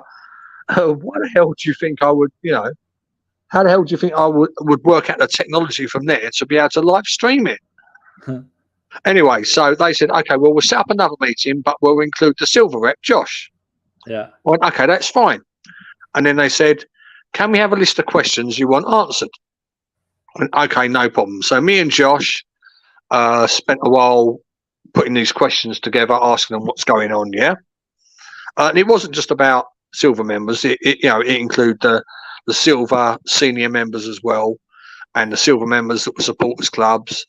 And I took advice from other people as well, and showed them, and everyone agreed it's a good set of questions. Anyway, that meeting was set up for November, about November time, December time. Yeah. Anyway, the day of the meeting come. With these two ladies from Arsenal, I got Team Viewer to work. I was about 2 minutes late because I couldn't work out how to use Team Viewer, obviously. The one that you were going to share with everybody on the internet. Yeah, the one that I was going to live stream on fucking YouTube. All right. Anyway, we said hellos, and the first thing they said is we haven't had the time to collate the answers to the questions.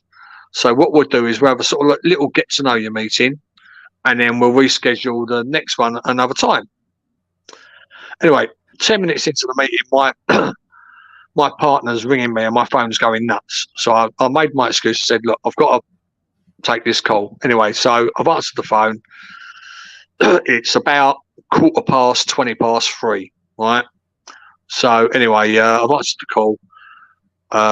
Steph, who was going to pick the kids up from school, the car had broke down at the supermarket. So I had to sort of leave the meeting and run to pick the kids up, which I say run, there was ice and snow on the floor. So I sort of skated to pick the kids up.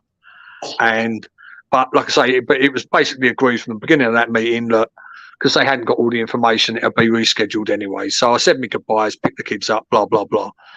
Anyway, about 3 weeks later, the answers get replied to, which were pretty much unsatisfactory answers for most of them, if I'm being honest with you. Yeah. Wasn't happy at all. And a new meeting was requested for the February. Do you think they really want to hear from you, or are they just going, oh, okay, yes, sir, 3 bags full, sir? You can decide yourself once I finish the story off. I've made my mind up. Right, okay, all right. So anyway, in the February, the day before the real meeting to sort of do a bit of a deep dive. See, they asked us for questions so they could be prepared. They didn't answer them properly. So I mean, it wasn't us saying, look, can we give you some questions to answer? They insisted we need questions to answer before the meeting, so we know so we can collate all the information. Yeah. They sent us the information. Me and Josh both weren't happy. The meeting was set up for February.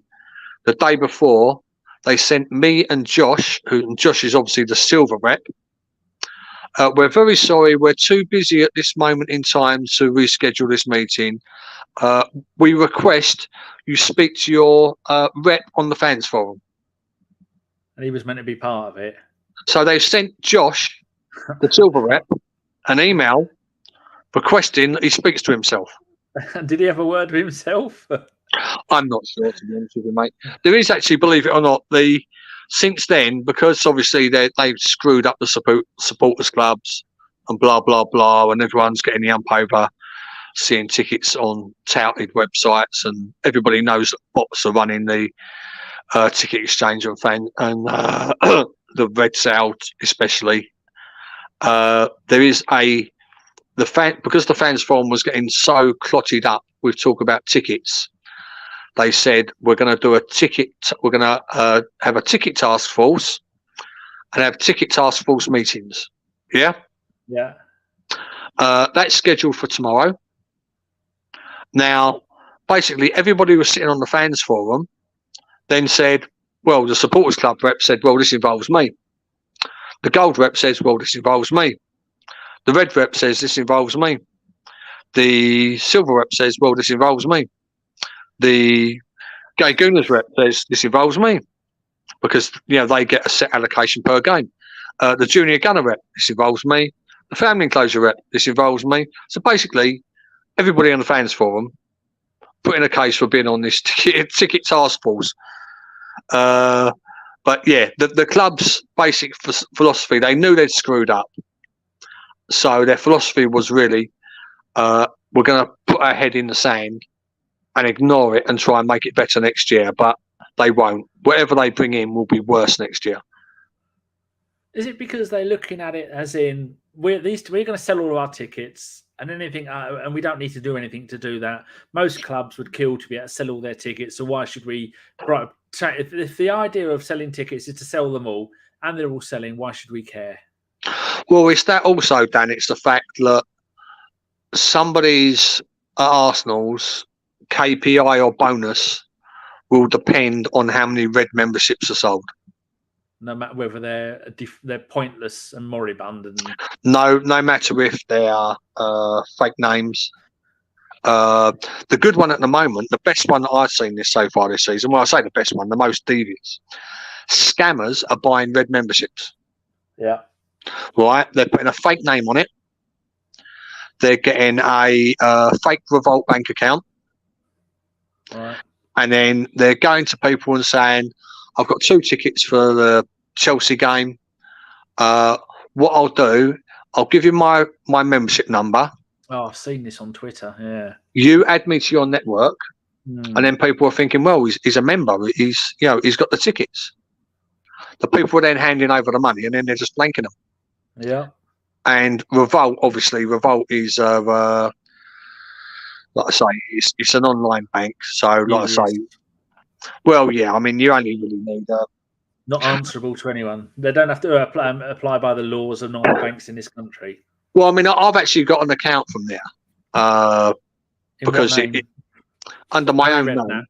Yeah, Harry Redknapp, and I think it's Rosie, isn't it, the password? Yeah, no, I've got one under my own name because it's good for shares and coins. Yeah.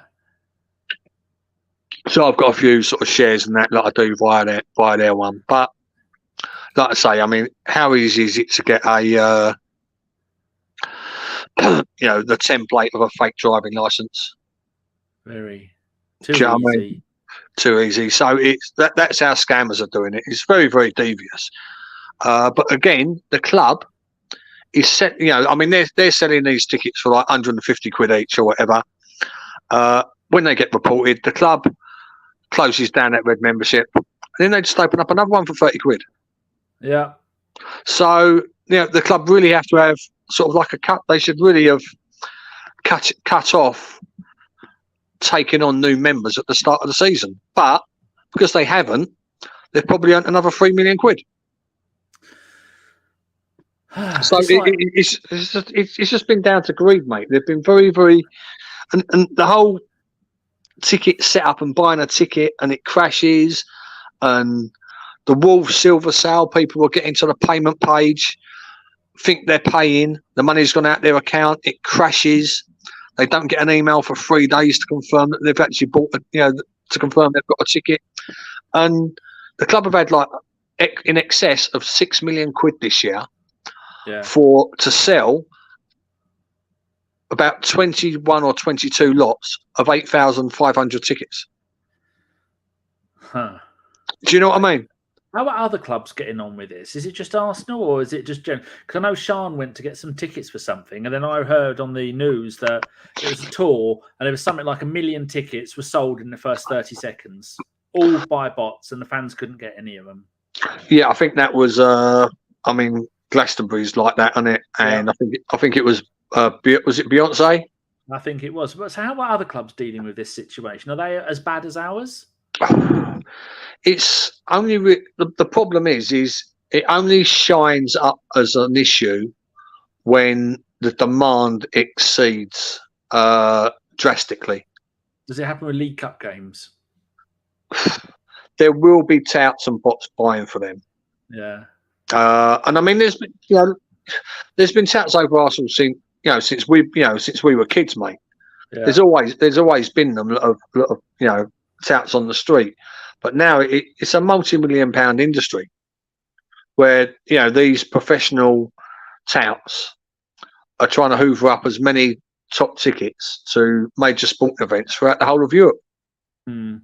And whilst it's illegal in the UK, all these websites are set up in Europe, and they all have various ways of working. One lets people post their ticket and the price they want and sell it that way.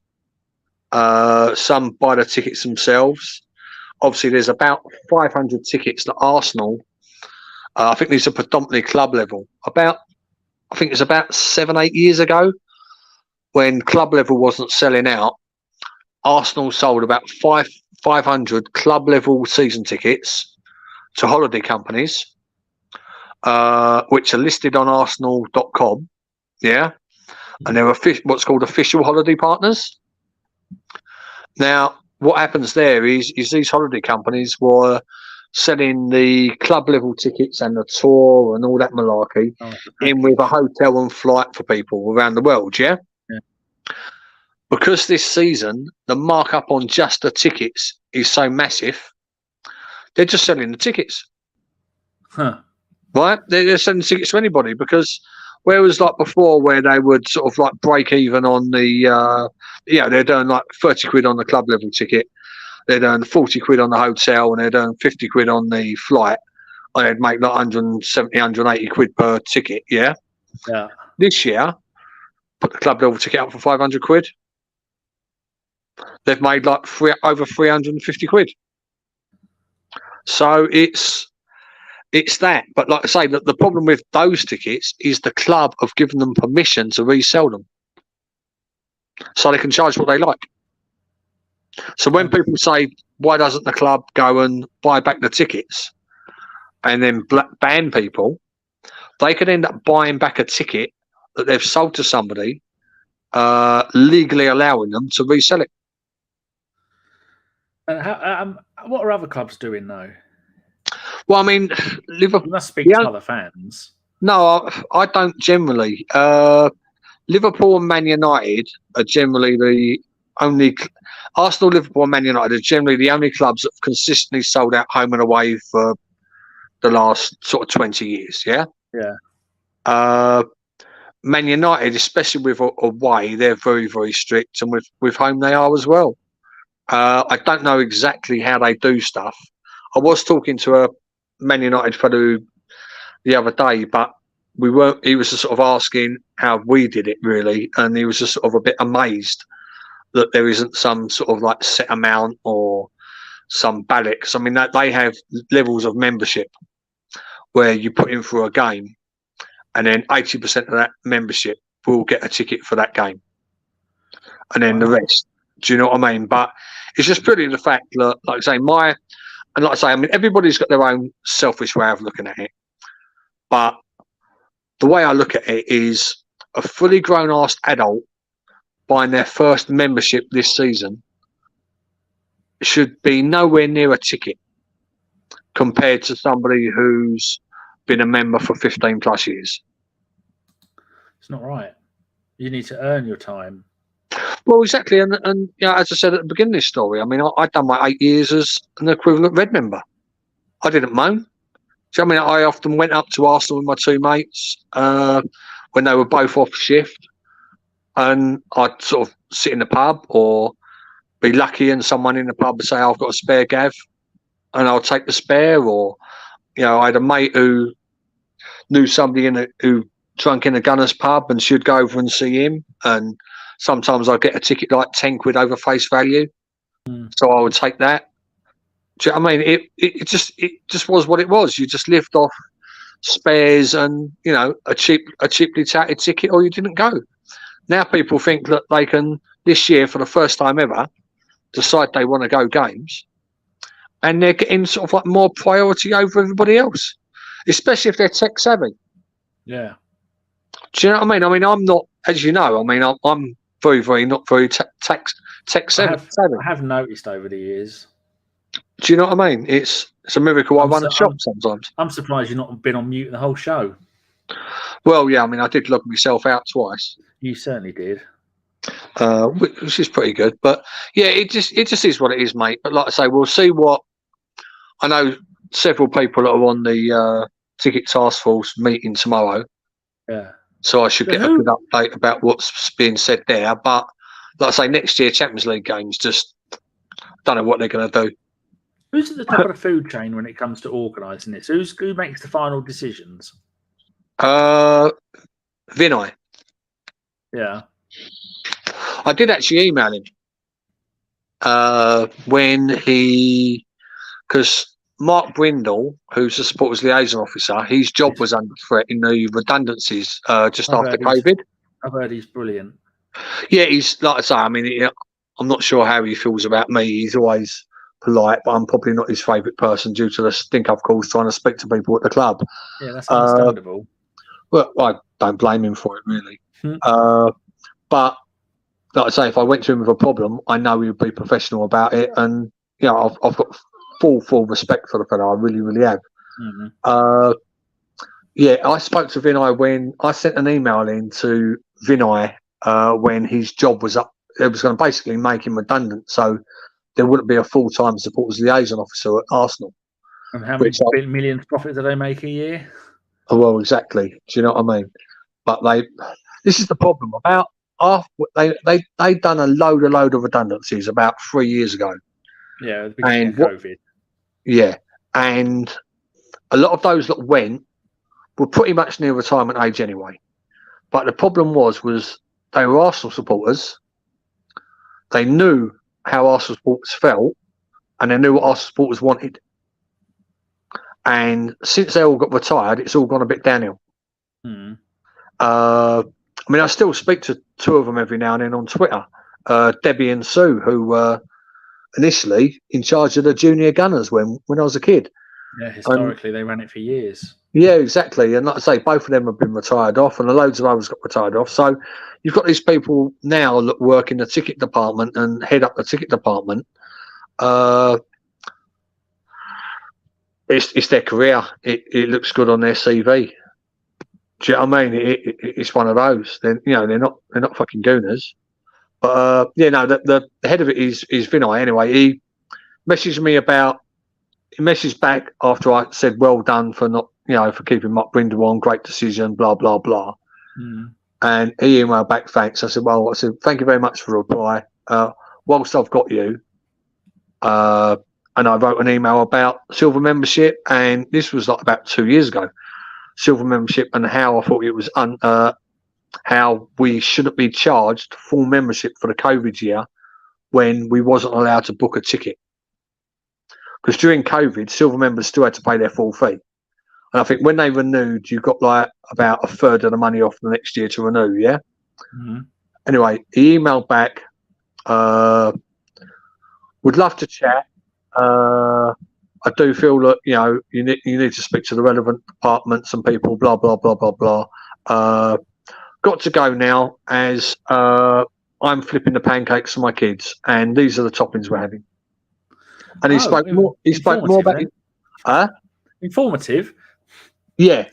So when it was decided that Silvers wasn't getting a full refund, I emailed him and said, "You're a thief." How did that help the situation? Well, obviously not. But I mean, it's better than what I called the previous CEO. So yeah, it's like I say. I know we're probably boring everybody in the who's listening and in the chat and everything, but no, it's interesting. Like Brady's bananas put. Also, passport verification check, and when initially setting up your red membership, etc. Just like the bookies do. If the club cares, this can be solved. Boy 10 says it's rival fans buying our tickets to make money. Loki, who's a little bit younger than us, says we used to walk past touts on match days and then shout, "We don't want to buy a ticket. Just watch them scurry away like rats." And he says in 2004 junior gunner. Oh, I was 004 junior gunner in 1982. Oh bloody hell! And then Gav, he says Debbie Bennett, Gav. Yeah, Debbie. Yeah.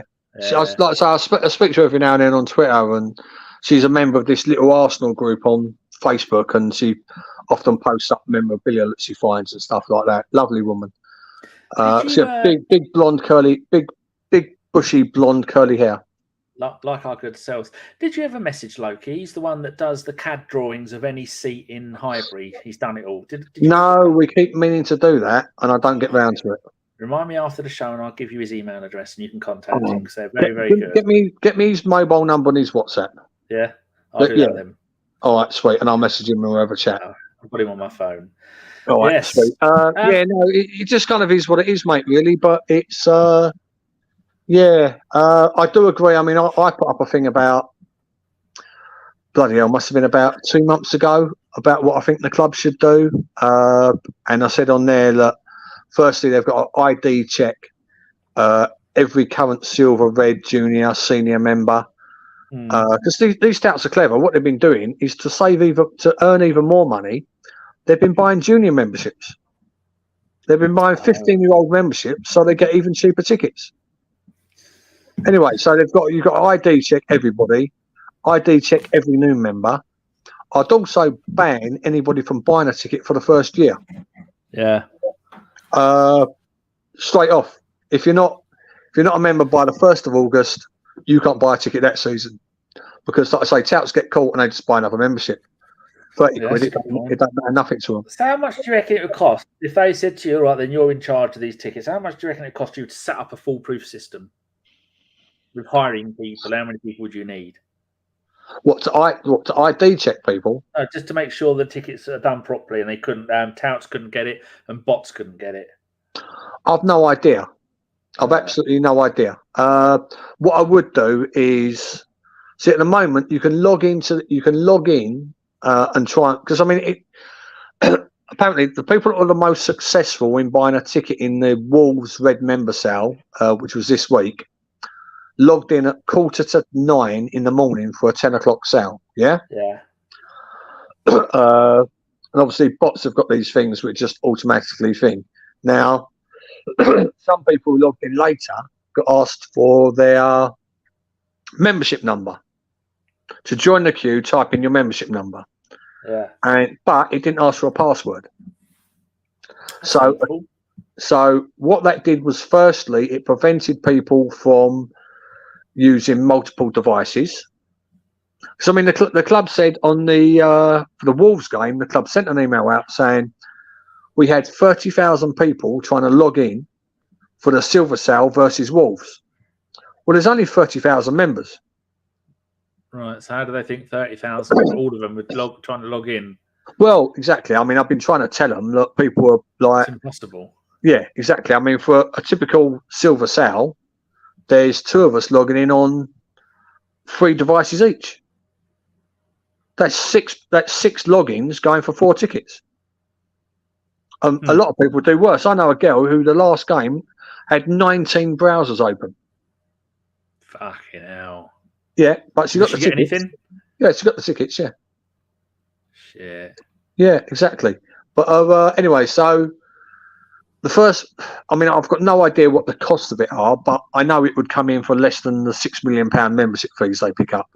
For a start, I would look for anybody else but Ticketmaster to be running the tickets, because they've never been any good. I mean, Ticketmaster was originally set up as a site to tout tickets on. Huh. And now they're the people that have got the most issues with touts. And now they've gone full circle back to what they started. Exactly. And like I say, I mean, Capture doesn't really work. And Click Here if you're human doesn't particularly work. And, you know, they've been blocking anybody who masks their IP gets blocked, which is unfair. My mate, believe it or not, he was abroad and off work, and he had his first opportunity to sort of help us try and buy tickets. First time he'd ever logged into the system, bang, in at 1 minute past 10, got the tickets. So you're assuming that foreign ISPs get better access? He's did that time, yeah. Wow. He was just using the hotel's Wi-Fi. He was sitting by the pool. And he'd got our tickets booked up before I'd even got into the ticket site. Huh. So, I mean, yeah. And the other one is, when you get in the queue, if you're at the front of the queue, you can email yourself a link to when you can sign in, yeah? So you can turn it off, and then when it's your turn to sign in, you send an email, you click the link, and bang, you're in the ticket system, yeah? People on Reddit are selling them logins. Not even Arsenal supporters. Shit. Yeah. Do you know what I mean? There's like Brady's Banana here says, he put this half hour ago. When you are queuing to buy a ticket, you should have to solve a recaptcha type puzzle every 5 minutes or you get booted out. Stops the bots. That's an idea that would work for you. It would help, but bots have got ways around that anyway. AI when they see one. AI bot, mate, does it straight away. Fuck's sake. My mate did it. My mate did it the other day. He got a picture. He said, "I'm going to see how long it takes AI to solve how many cars there are in this picture, this capture picture." Yeah. And he was like, "Bang!" He said, "It's 5 seconds." It's quicker than you could. Well, exactly. I mean, so I'd probably press the wrong button, wouldn't I? You would, or plus you probably stream it at the same time. Well, yeah, I'd live stream me doing it, yeah. But yeah, no, the first thing, like I say, to solve it, really, they've got to ID everybody before you enter to purchase a ticket. You should sign in. You should only be able to sign in once, and that would solve quite a lot to start with. And then what the club really need to do is target people that have managed. I know this sounds unfair, but they need to target the people that have managed to book every game this season. Because that's unlikely statistically. You'd be able to statistically, do that. It's almost statistically impossible to have bought a ticket for every single game this season, especially on a red membership. Yeah. So anybody that has, they've got to use their intelligence and do it. And then they've got another. Go on. No, go on after you. How about another kind of thing where every 5 minutes comes up with a random Arsenal question that most people, if you're an Arsenal fan, you should be able to answer? Oh, well, that was sort of the AFTV lot game for a start, wasn't it? Oh, not anymore. There's a decent lot of people on there now. All the knobs have gone. They're all probably in prison or have been sent abroad. To be honest with you, I don't hear from them, and so that might be why. Yeah, they're good blokes now. Some of my friends are on there, like Dan and Lee. Nice blokes. Okay. Let's move on to we've been going nearly 2 hours. Let's have a little bit back. Have you finished there? Anything else you want to say on that before we move on? No, mate. Like I say, we've just got I'm going to lobby a few people tomorrow at that ticket meeting. Yeah. And we'll see what comes out of tomorrow. But I expect it next season to actually be worse, especially for Champions League games. So if people want to find out more about this, everyone knows where you are on Twitter @SheWar. Anything else they need to know if they want to keep up to date with your battle against the touts?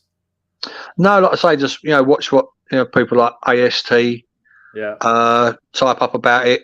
Darren Arsenal, do a search for Josh Silver Rep, and just sort of follow their tweets sort of thing. But if the outcome isn't positive towards Silvers tomorrow, I'm going to knock up riot. No, I'm just going to knock up a nice little email that everybody can send to Vinay. Yeah. Send him string. That always works. Yeah. Or exactly. peanuts. Yeah. That's what they did in the States, and they got fed up with people sending them bits of string, so they they won. Yeah. Or send them pictures of Harry Kane. God, I wouldn't wish that on anybody. No. But like I say, I mean, that's the next step, because all I want for next season is I want some kind of refund for this year as a silver member and for all silver members. I want the price reduced for next season as well. And I want to know before the season starts what the actual allocation is. Yeah. Do you know what I mean? Is the allocation up or down? What is our allocation? Because you buy a red membership for 30 quid, your allocation for this season was 3,500. Yeah. For a silver member, they wouldn't tell you. It took 6 months to get an answer out of them. Anyway, let's move on, Dan. Right. A couple of free questions before we go. So, for your player of the season so far for us? My player of the season? Yeah. Saka. Oh, go on. Why? Why him and not someone like Ramsdale or Odegaard or any of that lot? He's just stepped. He was good last year. He was brilliant last year, but he stepped up a level this year with his consistency. His goals are up, his assists are up, and he just makes us tick. He makes us tick down the right. I think he's probably one of the best right wingers in Europe at the moment. I could easily make a case for a lot of other players, but I just love Saka. He's this generation's David Rocastle. Oh, that is true. That is very true indeed. If you had to put your collection of vape machines on the line, are we going to win the league?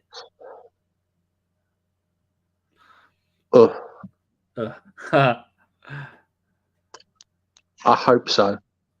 I really, really hope so. And not just for me, you, or my mates. I hope so for the younger generation who've had to put up with, like we did, of years and years of being just mediocre at school. So all these kids have had their whole school lifetime with Chelsea and Liverpool and Man United fans and taking the mickey out of them. This would be for them, just like it was for us in '89. Okay, right. And what else? Your hopes for next season, and if they're going to have, been back in the day, it was first of all we bought Ozil. Next season we bought Sanchez. The next season we bought Petr Cech, and then we gave up. Are we going to keep building and building? And is next season and the season after going to be are they going to be able to emulate whatever Arsene Wenger did in Europe? Because that is the aim, isn't it? Over the next 2 or 3 seasons. What, to emulate what Wenger did in Europe? I'm getting too. No, actually, what did he get? to 2 finals, and he got to 1 European Club Cup final. So he got to 3, didn't he? A UEFA Cup, a Champions League. Or was it Emery or was it Wenger that got us to the final against Chelsea? Emery, what, in Baku? Yeah. That was Emery. Right. So Wenger only got to 2.5 finals. Yes. I would say that next year might be more challenging because of the spending power of Newcastle. Liverpool can't be this bad 2 years running. Well, they did it for 29 seasons before that, didn't they, in the league? So yeah, it's more of a blip than anything else. Exactly. And Chelsea, I mean, like I say, if they get a decent manager in there who manages to get rid of a few players and start again, they could be up there. Man City are obviously going to be up there. Man United are a couple of players away from looking at having a good first team. But I would hope that we do well. I hope we next year again get top 4 and give a good showing of ourselves in the Champions League. I'd expect us to. This is the summer where we might be buying the 1 or 2 top players, whether it's Rice or Bellingham, someone like that. I mean, I would love it this summer if we went out, even if we didn't buy anybody else. As long as we don't lose anybody, if we bought Rice or Bellingham this summer, I'll be very, very happy. Personally, I'd like Bellingham. I think he is an absolutely stunning player. Yeah, but I'm increasingly worried about Partey. With his whatever's happening off the field. His extracurricular activities that we're not allowed to mention or even hint at. Which might or might not be the case. The fact that when he went home to play international games, we had to send a chaperone with him to keep an eye on him. Oh, the alleged physio. The alleged physio, the chaperone. You will be in bed by 9 o'clock on your own. I'm watching you, boy. Yeah, exactly. You're not leaving my sight, mate. And the fact that his injury record ain't the greatest since he's been with us. And so, I mean, I think that Rice would be perfect. Whether or not they dovetail for a season or 2 or what, you don't know. But I think purely on that, if Xhaka was not been so brilliant this year, I would definitely say all out for Bellingham, because Bellingham is quality. Is quality. But if we could get both of them, that would be absolutely unreal. Absolutely unreal. And then obviously we've got to worry about what's going to happen with Balogun. Well, what do you want? I'd like to see him sign for America. Go as an American, because they're hosting the World Cup along with Canada and Mexico in 4 years or 3.5 years, and that he could be a superstar for them. He could be one of their greatest ever players because of the skills that he's got. But then he might miss games for us because they tend to play a hell of a lot of international friendlies. But as a player, do you think he can make it for us next season, or would you loan him to another Premier League side next season, or would you sell him? I think he's either got to be coming in as the second choice centre forward next year, or we sell him. I don't think his agents are already making noise. He wants to be first choice somewhere, and if Arteta's not going to guarantee anybody first choice. No, he learned his lesson from that. Yeah, exactly. That just ain't happening.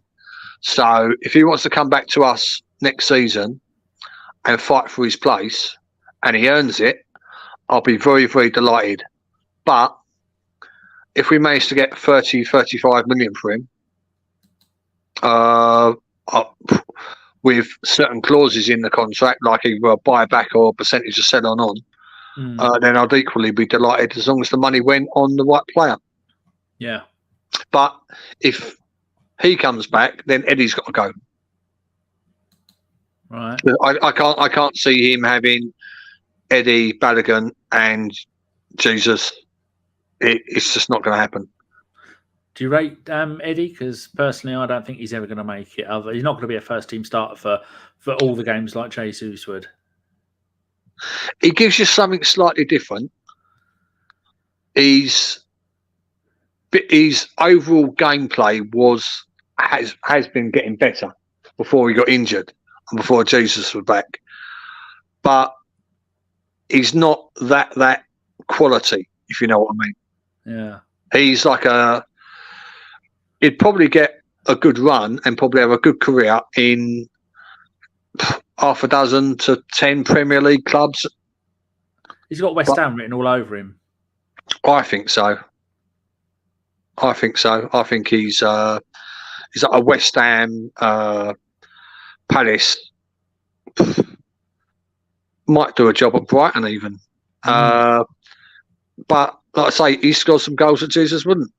Do you know what I mean? So it's, hopefully if he gets called upon in the last 8 games, he can come on and score 1 or 2. Do you know what I mean? That's what I'm hoping for, because you need players like that. Do you know what I mean? You need a squad like that, and he's not big-headed enough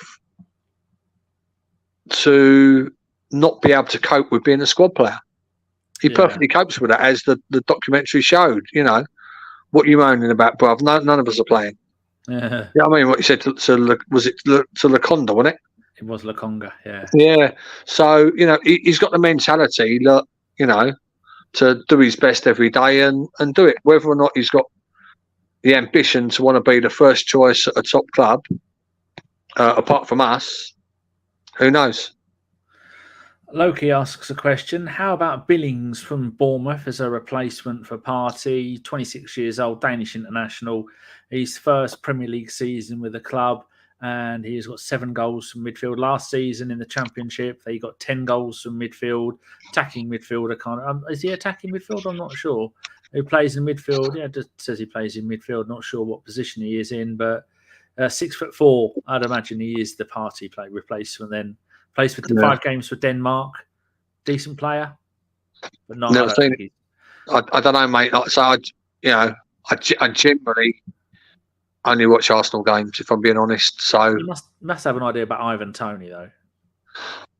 Yeah, only in highlight reels, mate. Really, it would have been ideal this season for us. Apart from the fact he's probably going to get a nice sizable ban for betting. Do you know what I mean? That's the only. I think if it wasn't for his betting thing, I think we would have bought him in January. Yeah. I honestly do. If he had not these betting allegations hanging over him, I think we would have bought him in Jan. But I think he's. I mean, he could get like a 2-year ban. It could be. There's quite a few of them players that have been hit hard when it comes to stuff like that. Yeah. Yeah, I'm just looking up Ivan Toney's stats. And the thing about Ivan Toney is he also can play down the left. So he would have been ideal, because he could have done what Trossard is doing, because he could have played down the left or played down the middle. A lot of his goals actually come from the left-hand side. So I did actually do a little bit of research on that one. Control find IVAN. Someone has deleted Ivan Toney from the Bournemouth. He's plays with Brentford, didn't he? Brentford. Dan, I'm going to have to go and walk with the elephant. It'll be 2 minutes. Okay. I was looking at fucking Brentford and it's Bournemouth, and it's bloody Brentford. This season, Ivan Toney. What do people in the chat think about Ivan Toney? Personally, I think he's a great player, not just because he played for the mighty Posh, Peterborough United, who have just the company that own the ground have just gone under, which is a little bit worrying. 2 seasons with the mighty Posh. Managed to score 40 goals in 2 seasons in League One. Very good. First season with Brentford in the Championship, 31 goals. And now 2 seasons with Brentford in the Premier League, 30 goals in 2 seasons, 19 goals all competition this season. I like him. But he showed against us, didn't he? In a really good game against us. I like him, but he doesn't seem to be overly bothered about all the number of charges he's got against him for the betting. But then again, it's he managed to get his first cap for England while all this stuff was going on. So maybe as he's now playing for England, they're going to let him get away with it a little bit more. What are you people in the chit chat chatting about? Right, we've done your question, Loki. Mr. Waffles says, "Bye, Eddie." Yeah, I think that's what it's going to be.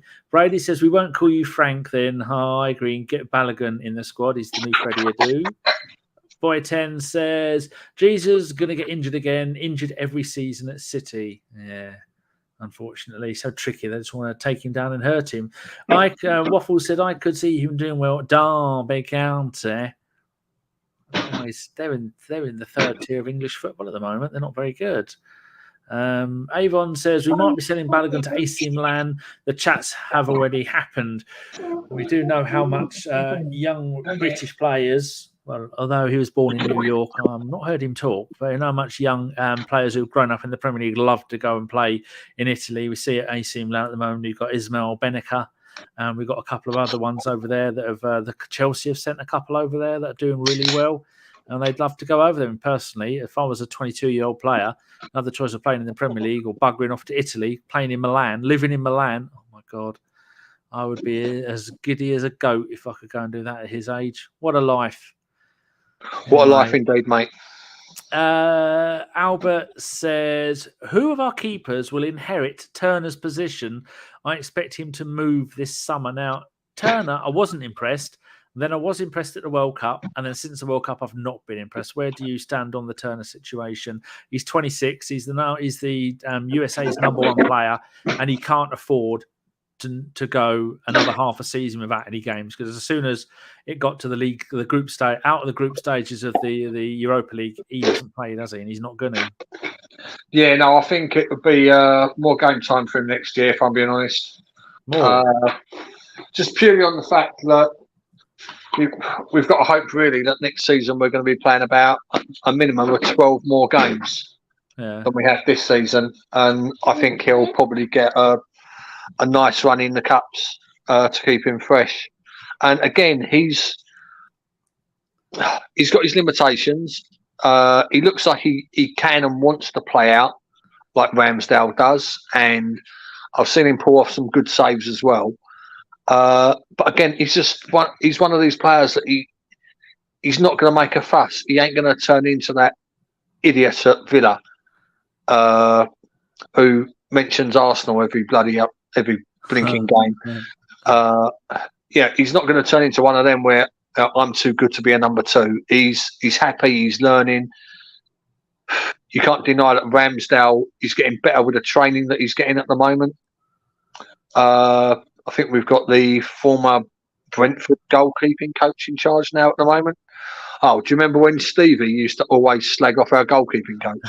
Windmilling the what was his name? I can't. If you say it, I'll say it in essence. Oh, I can't pick. Who was it? It was wasn't Paul Barron. No. Something P in his name somewhere. Jerry he hated him. Jerry Payton? Someone like that. Yeah, it sounds familiar, but he hated him, didn't he? Yeah. Absolutely hated him. Yeah. Absolutely hated him. But yeah, no, I think he's like I say, he's what you want from a number two keeper. And if he's getting like he's a dozen games and getting a game here and there, you know, if anything happens to Ramsdale, then that's going to keep him happy. Do you know what I mean? It's as long as he's keeping his spot in the American team, which he seems to have done this season anyway, I think he's going to be quite happy. Steph asks, who is going to get any points off of Man City for the rest of this season, obviously excluding us? So if I go down and have a look at Man City's remaining league games, going to go and click on the right button because I didn't have it ready. Their next game is going to be at home to Leicester. Well, they smashed them about 8-0, weren't they? Leicester were a pony. Then they're at home to Arsenal. We'll beat them 8-0. Then they're away at Fulham. Even West Ham beat Fulham. Yeah, then after that, they're at home to Fulham and at home to Leeds. Do you see them dropping points in either of them?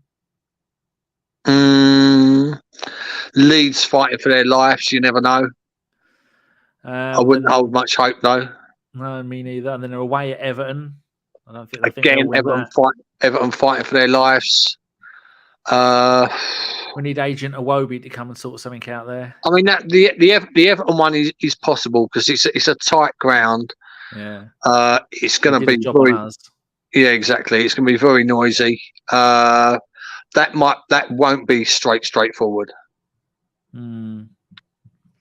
Then after that, they are at home to Chelsea. I mean, could Chelsea have sorted their life out by then? No chance. And then they're away at Brentford. This is the one, the away to Brentford and the away to Brighton. Yeah. Both play good football. Yeah. Brentford's home record's quite good. Brighton's has issues. Yeah, Brighton's home and away record is quite good. Brighton's still in with a sneaker top 4, believe it or not. Definitely a Europa space for Brighton would be massive for them. So I think it's, out of all of those games, if you was to pick 2 games where you think this ain't going to be, a cakewalk for Man City, it's going to be them 2. Well, apart from us, it's going to be them 2 games, in my opinion. Yeah. But anything can happen, mate. They're playing every 3 or 4 days. Anything can happen. We just got to hope that they do. It does get a little bit too much for them. Loki says, "Don't think we should buy any £90 million freeloaders. We need young, keen players." Brady's Banana says, "Hopefully Brighton will be the team to do that." Albert says, "Like the viewpoint, Gav, on Turner." Albert I think he's German. And then Avon says, "Don't exclude us. We are having at least 2 points off a City. They'll drop points to Brighton away." So he agrees with you there. Right. I think, have you got anything else you want to say, Gav, before we go? Because we've been doing 2 hours and 10 minutes. Oh, mate. Do you know what I mean, that's shorter than our normal phone conversation. I've actually got my phone out in front of me now, and I'm going to give you Loki's phone number, then you can WhatsApp him. No, perfect. Thank you.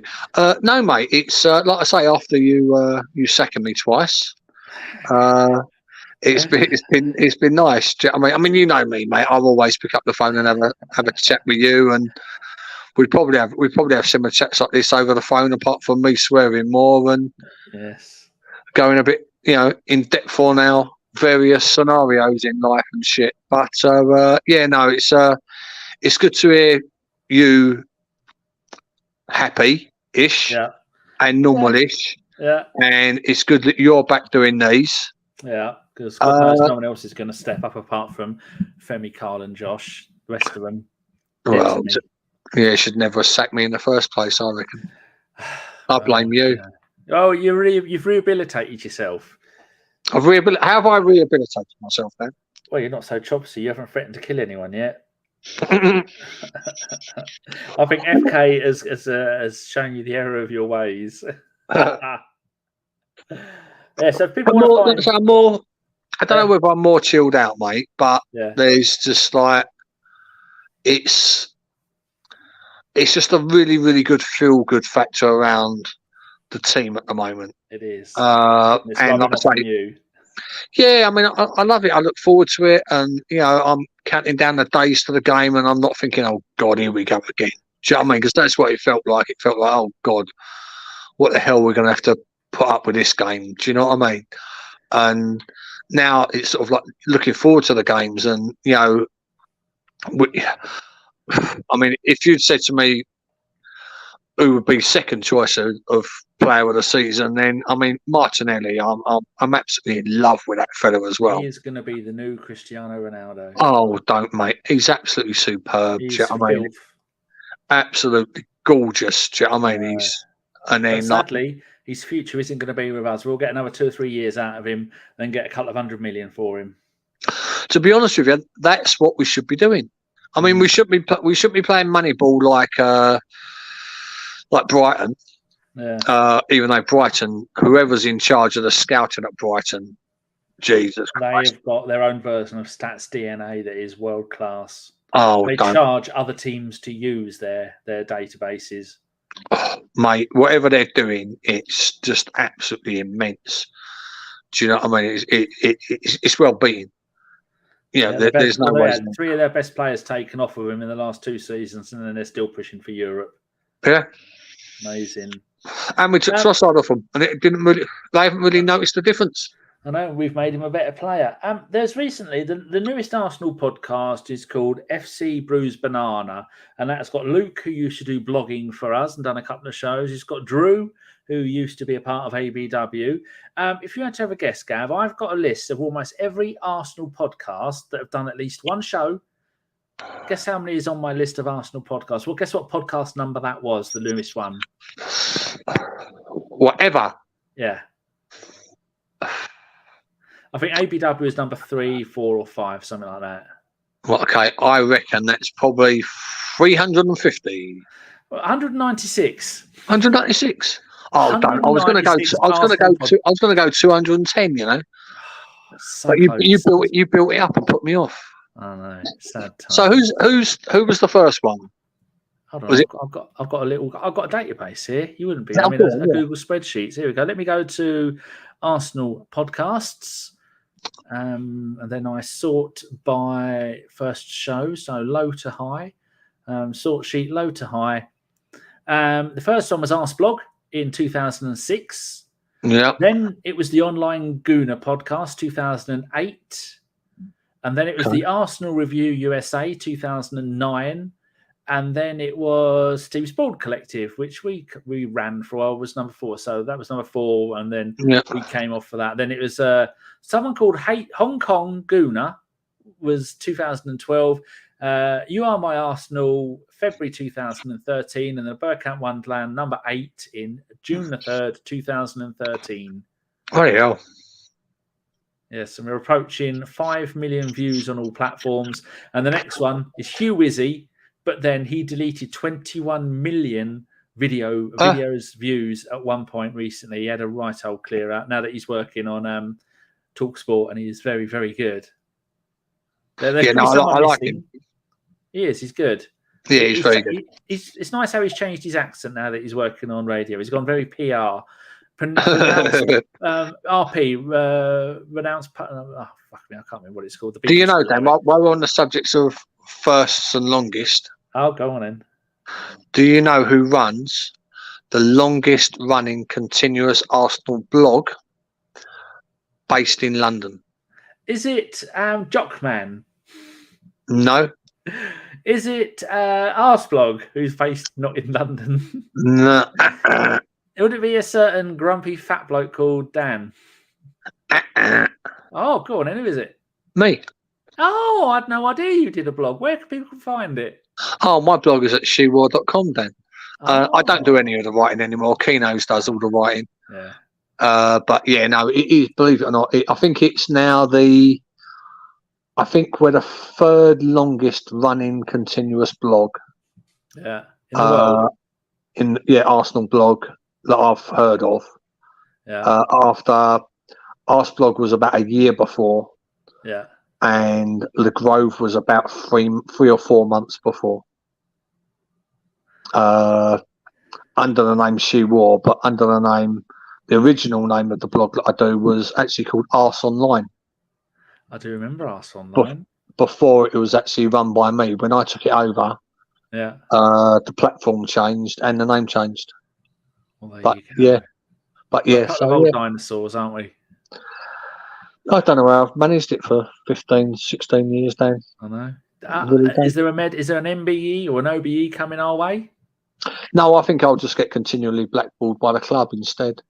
What better way to end the programme with a threat of online blackballing, however we're going to put it. Right, Gav, that has been good. That's been a good 2 hours and 18 minutes. Thank you very much. And if people want to see, listen, have a quick read of something you do actually write on what is it, Instagram? You do one, don't you?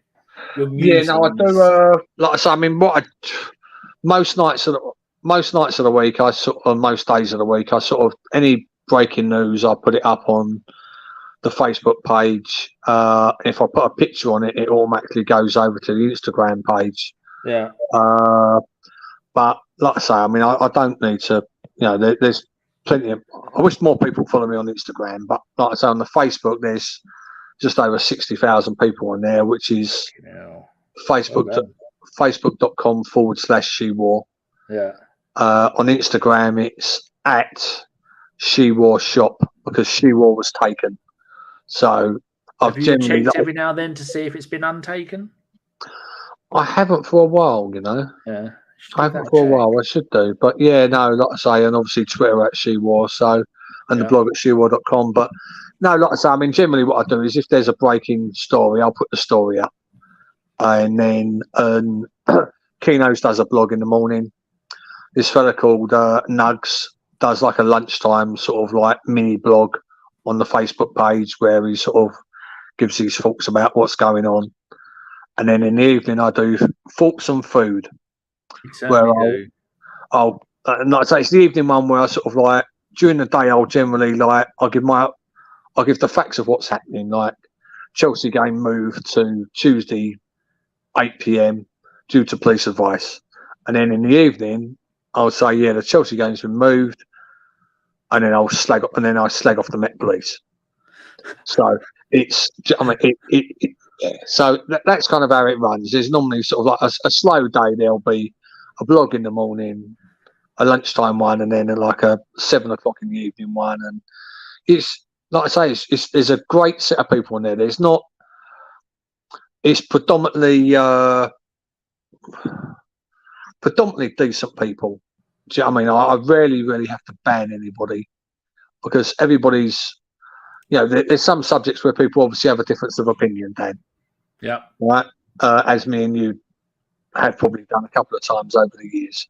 Yeah. Right. But as long as people are, debate without name calling, and,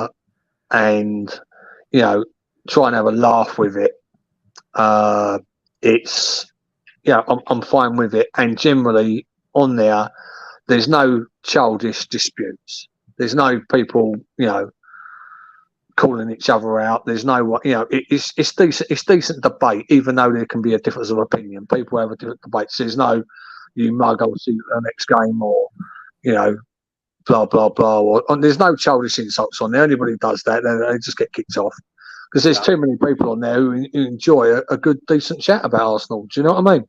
And that's how it should be. It is. That's how it should be.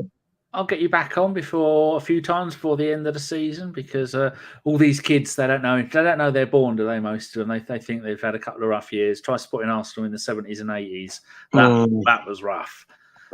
Yes, I've really, like I say, Dan, I'll do absolutely anything for you, sir. Yeah. And it's been an absolute pleasure speaking to you and talking nonsense about Arsenal for a couple of hours. So yeah, whenever you want me, we'll have a chit chat. And as usual, if you want anything from me, I see your number come up. I put on a Chinese accent and tell you you've got the wrong number. Which is very confusing when I'm on a Chinese. It certainly is, because the amount of times I've said that it's on its way, sir, and it hasn't actually turned up. Mr. Waffles, a friend of mine, said he's followed you on all things. I've put all the links to your Instagram, thank Facebook. You. They can find themselves, your blog, and... and what a way to end the show. Ryan Mitchell puts exactly, Fellaini will be the cherry on our cake. A decade too late. Anyway, thank you very much to everybody who has joined us tonight for the impromptu chat. If you have liked what you have seen, give it a thumbs up, share it, write it on a piece of paper, put it through the letterbox of everybody you know. In fact, go to your company headquarters and CC everybody in on an email with a link to this podcast and the She War links. And then deny all knowledge of it. But if you haven't liked it, go to the Gooners Pod. And my name's been Mike. Unsubscribe and report us to Twitter. We will be back sometime this week, maybe with another podcast. I'm not quite sure, but I will be back for the West Ham. Is it West Ham we got on the weekend? West Ham Sunday, isn't it? Sunday, I believe. So I'm just looking here. 2 o'clock on the 16th of April, which is going to be Sunday. 4 o'clock, 2 o'clock. Fucking hell, I've got to get up early. Well, yeah, be me and Deke doing that one. I'll be back, and I'll be back for all the other shows, and I might have to host some podcasts because Chris doesn't care anymore. He's dead to me. Right. Thank you very much, everybody. Thank you very much, Gav. And we will see you all. You haven't heard our new outro, have you? I haven't, no. And like I say, I mean, I've only been sitting here for 2 hours because I've been told how brilliant it is. I know, it's wonderful. Right, people, I'm going to play my very special. I made this. It's the Steve and Dave outro. Gav, try and keep your tears in. And don't go away, Gav, because I'll tell you when the podcast is ended so you can let out a litany of swear words. Right, thank you very much, people, and we will see you later. Up the Arsenal. As soon as I scored that goal, I was fucking livid. Get down, dog. Splendid business. He nearly caught the bloody thing. What are you talking about? So I was just eating a full quiche. Well, you don't often see them at Ibs, so when you see them in the supermarket, they need to be swagged, microwaved immediately, and get the brown sauce on and bosh, Bob's your uncle.